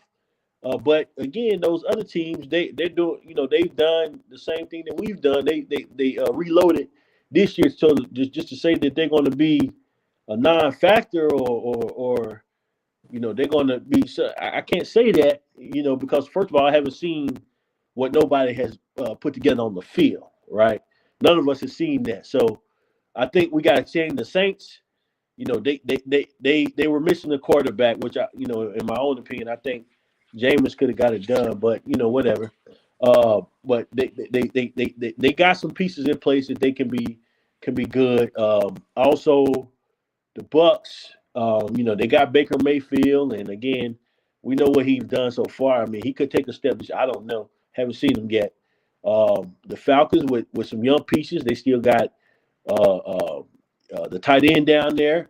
They got Ridner. They got some pieces. Their receiver Drake Landon. I mean, so they're gonna be contending as well. I mean, so we cannot overlook these other teams in the South, right? Yes, it's a wide open division, and it can go either way. There's not one dominant team in the South at this moment. So that's just what we got to keep in mind.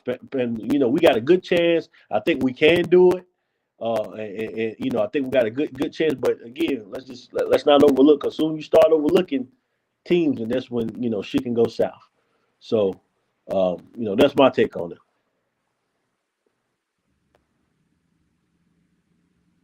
Yeah. Okay. Yeah, Wavez, you on mute. Yeah, you're on mute, bro. Can you hear me, Mudbone? Yeah, I can hear you now. Your mic was muted at first. Yeah, Mudbone. I want to get your opinion on that. Then we'll jump to Wally. What you talking as far as the divisions go? Yeah, dude. Is there anybody in the NFC South that's a real threat this year? If anything, I probably would have to say the same. If you gonna say they're a threat, because with Derek Carr, they got Olave, they got Michael Thomas. The defense, they lost a couple of interior linemen. But I mean, I think the defense should still kind of be okay as far as with Atlanta. They got a lot of young pieces. They front seven still needs some work, but they got a nice secondary. They got a good offensive line. They're gonna be a young up and coming team. I don't really think nobody really posed a threat to the Panthers like that. Like the threat level is real light. I don't think it's no heavy threat level for nobody to dethrone the Panthers, or not dethrone because they didn't win, but to whatever the case is. But yeah, I don't think it's that much competition in the NFC South besides the Saints. The Buccaneers, of course, could be a wild card. We don't know. They had a lot of injuries, so they coming back. Hopefully, they can stay healthy and everything like that. But as far as on paper right now, I don't see nobody. The Panthers should have at least a 2-game lead on the division. At least a 2-game lead on the division this year. Yeah, I 100% agree. Shout out to everybody, man, that's pulled up to the channel, man. We got a full panel today. We got Wally all the way from Germany, man. We got Mudbone in here, Big Bro in the building. I just seen that we signed linebacker Kamul Gruger-Hill.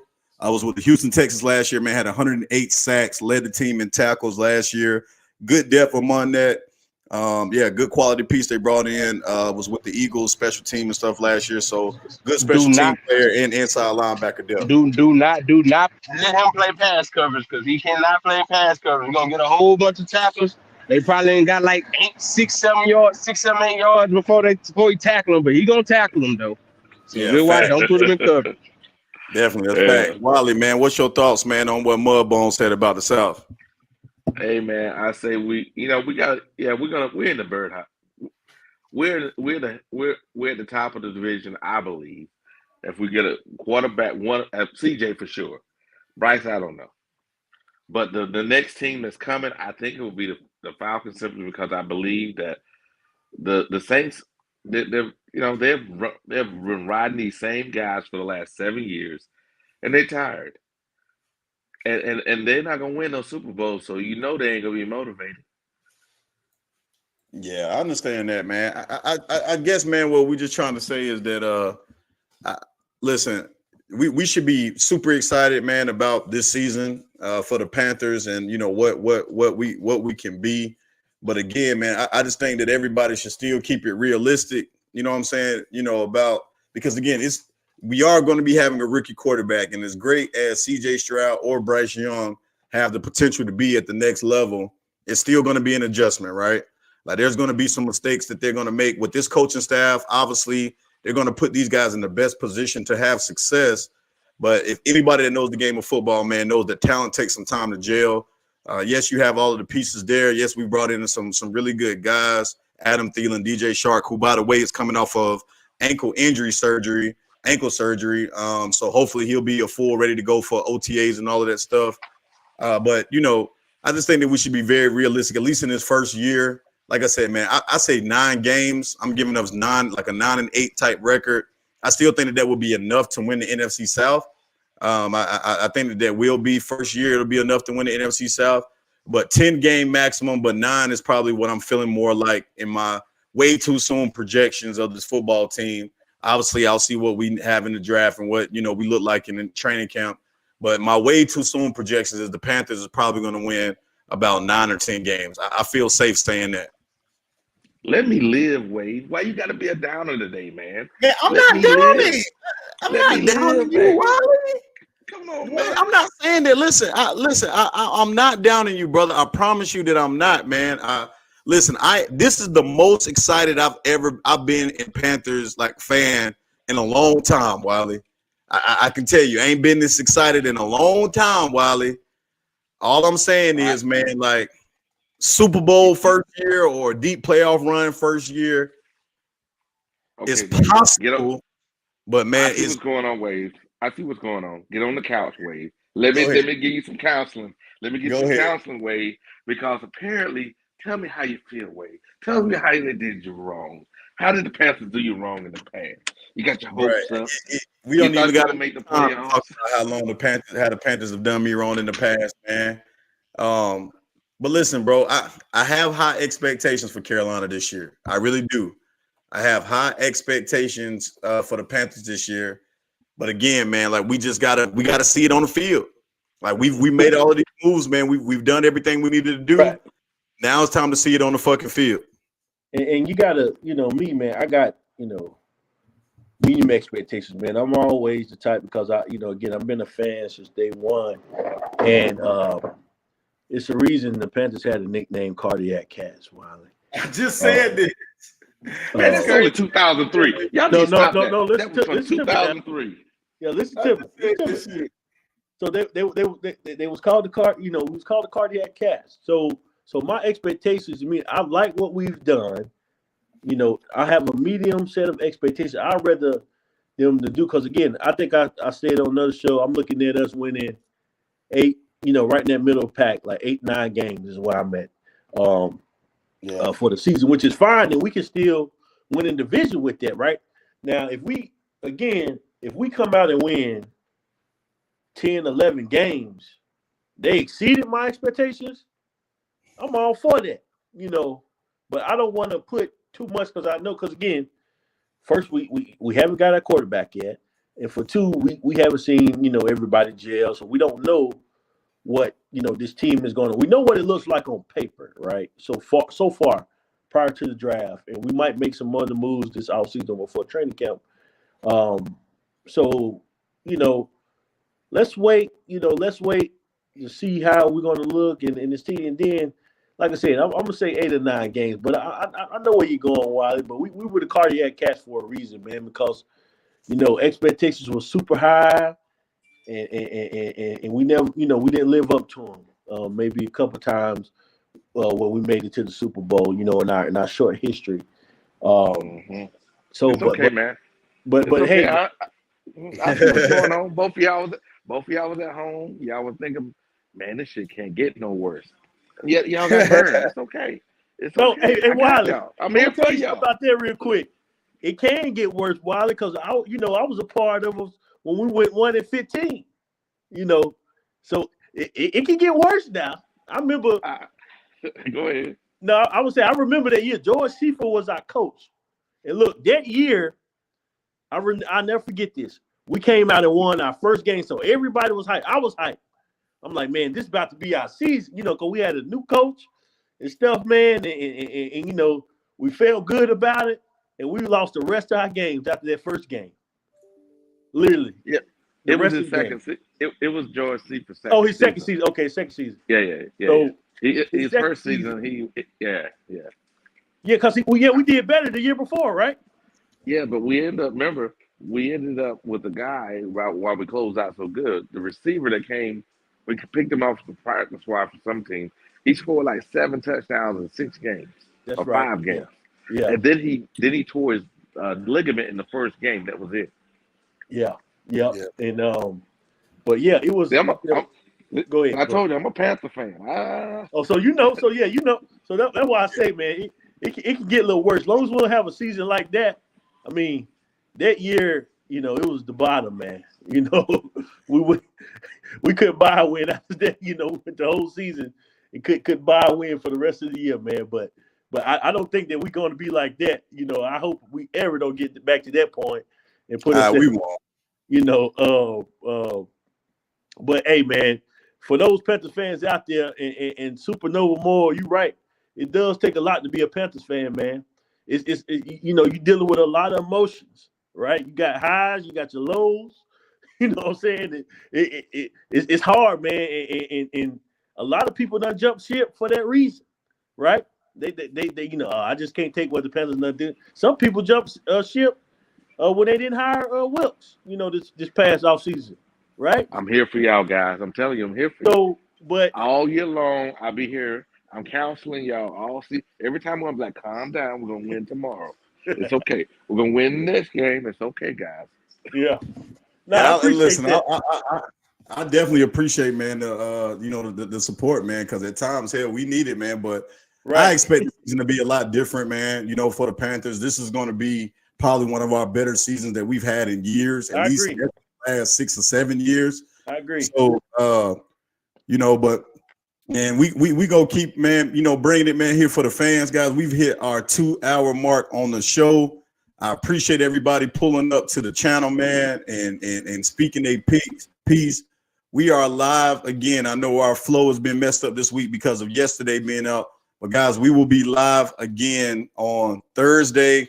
We probably will be live at 12 noon this week, possibly on Friday as well. I'll keep you guys posted on what day that we're going to probably go live so that we can keep popping our stuff, man. It's going to be another great conversation here, man. Appreciate Wally for pulling up to the channel. Appreciate everybody pulling up. Listen, one thing is for sure that we all want, man, is this football team to win. And I think that this team has done everything that they've needed to do to be in the process of trying to win this year. So I'm excited for that fact. I'm excited for the draft. We have 23 days until we figure out who our future signal caller is going to be. 23 days away from it, man. So everybody's getting hyped. Everybody's getting excited for it. I'm lit. I'm turned up for it, man. I know that these boys are just turned up as well. But again, man, if you're new to the channel, make sure you subscribe. Hit the subscribe button. Also, hit the notification bell. Hit the notification bell so that every time that we go live over here, you know exactly when to pull up to it. Hit the like on this video as well. Hey, listen, fellas, go ahead and get your last word in. Go ahead, Wally. Sitting here, enjoying a cigar. Y'all guys got me drinking, man. Y'all can't be doing this to me.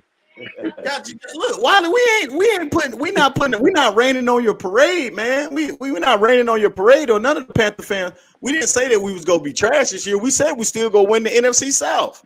It's okay. It's okay, man. I got you. I got you, man. Wally, now come on, man. Come on now, Wally. You ain't dampering your parade now, man. We still got us winning the division this year, man. I just don't think it's going to be 14 to 15 games this season. That's all I'm saying. No. Nothing like that. Yeah, no doubt. Big bro, last words. Hey, listen. I know I pulled up late today, but listen, man, as I always end it, great time to be a Panthers fan. I'm excited. I don't know if y'all talked about this earlier, but I was hearing the report or a few reports, the rumblings around the league that's going on is that we're going to be taking stride with the pick. There's a lot of more people that there's some inside guys are saying that, hey man, I'm excited to know that we 23 days away from getting our signal caller coming to town, leading this franchise, and can come in right away to play. If it is CJ, but hey, I'm excited, guys. Listen. As Wade stated, I haven't been this excited going into a season, especially in the last 3 years under Matt Rule.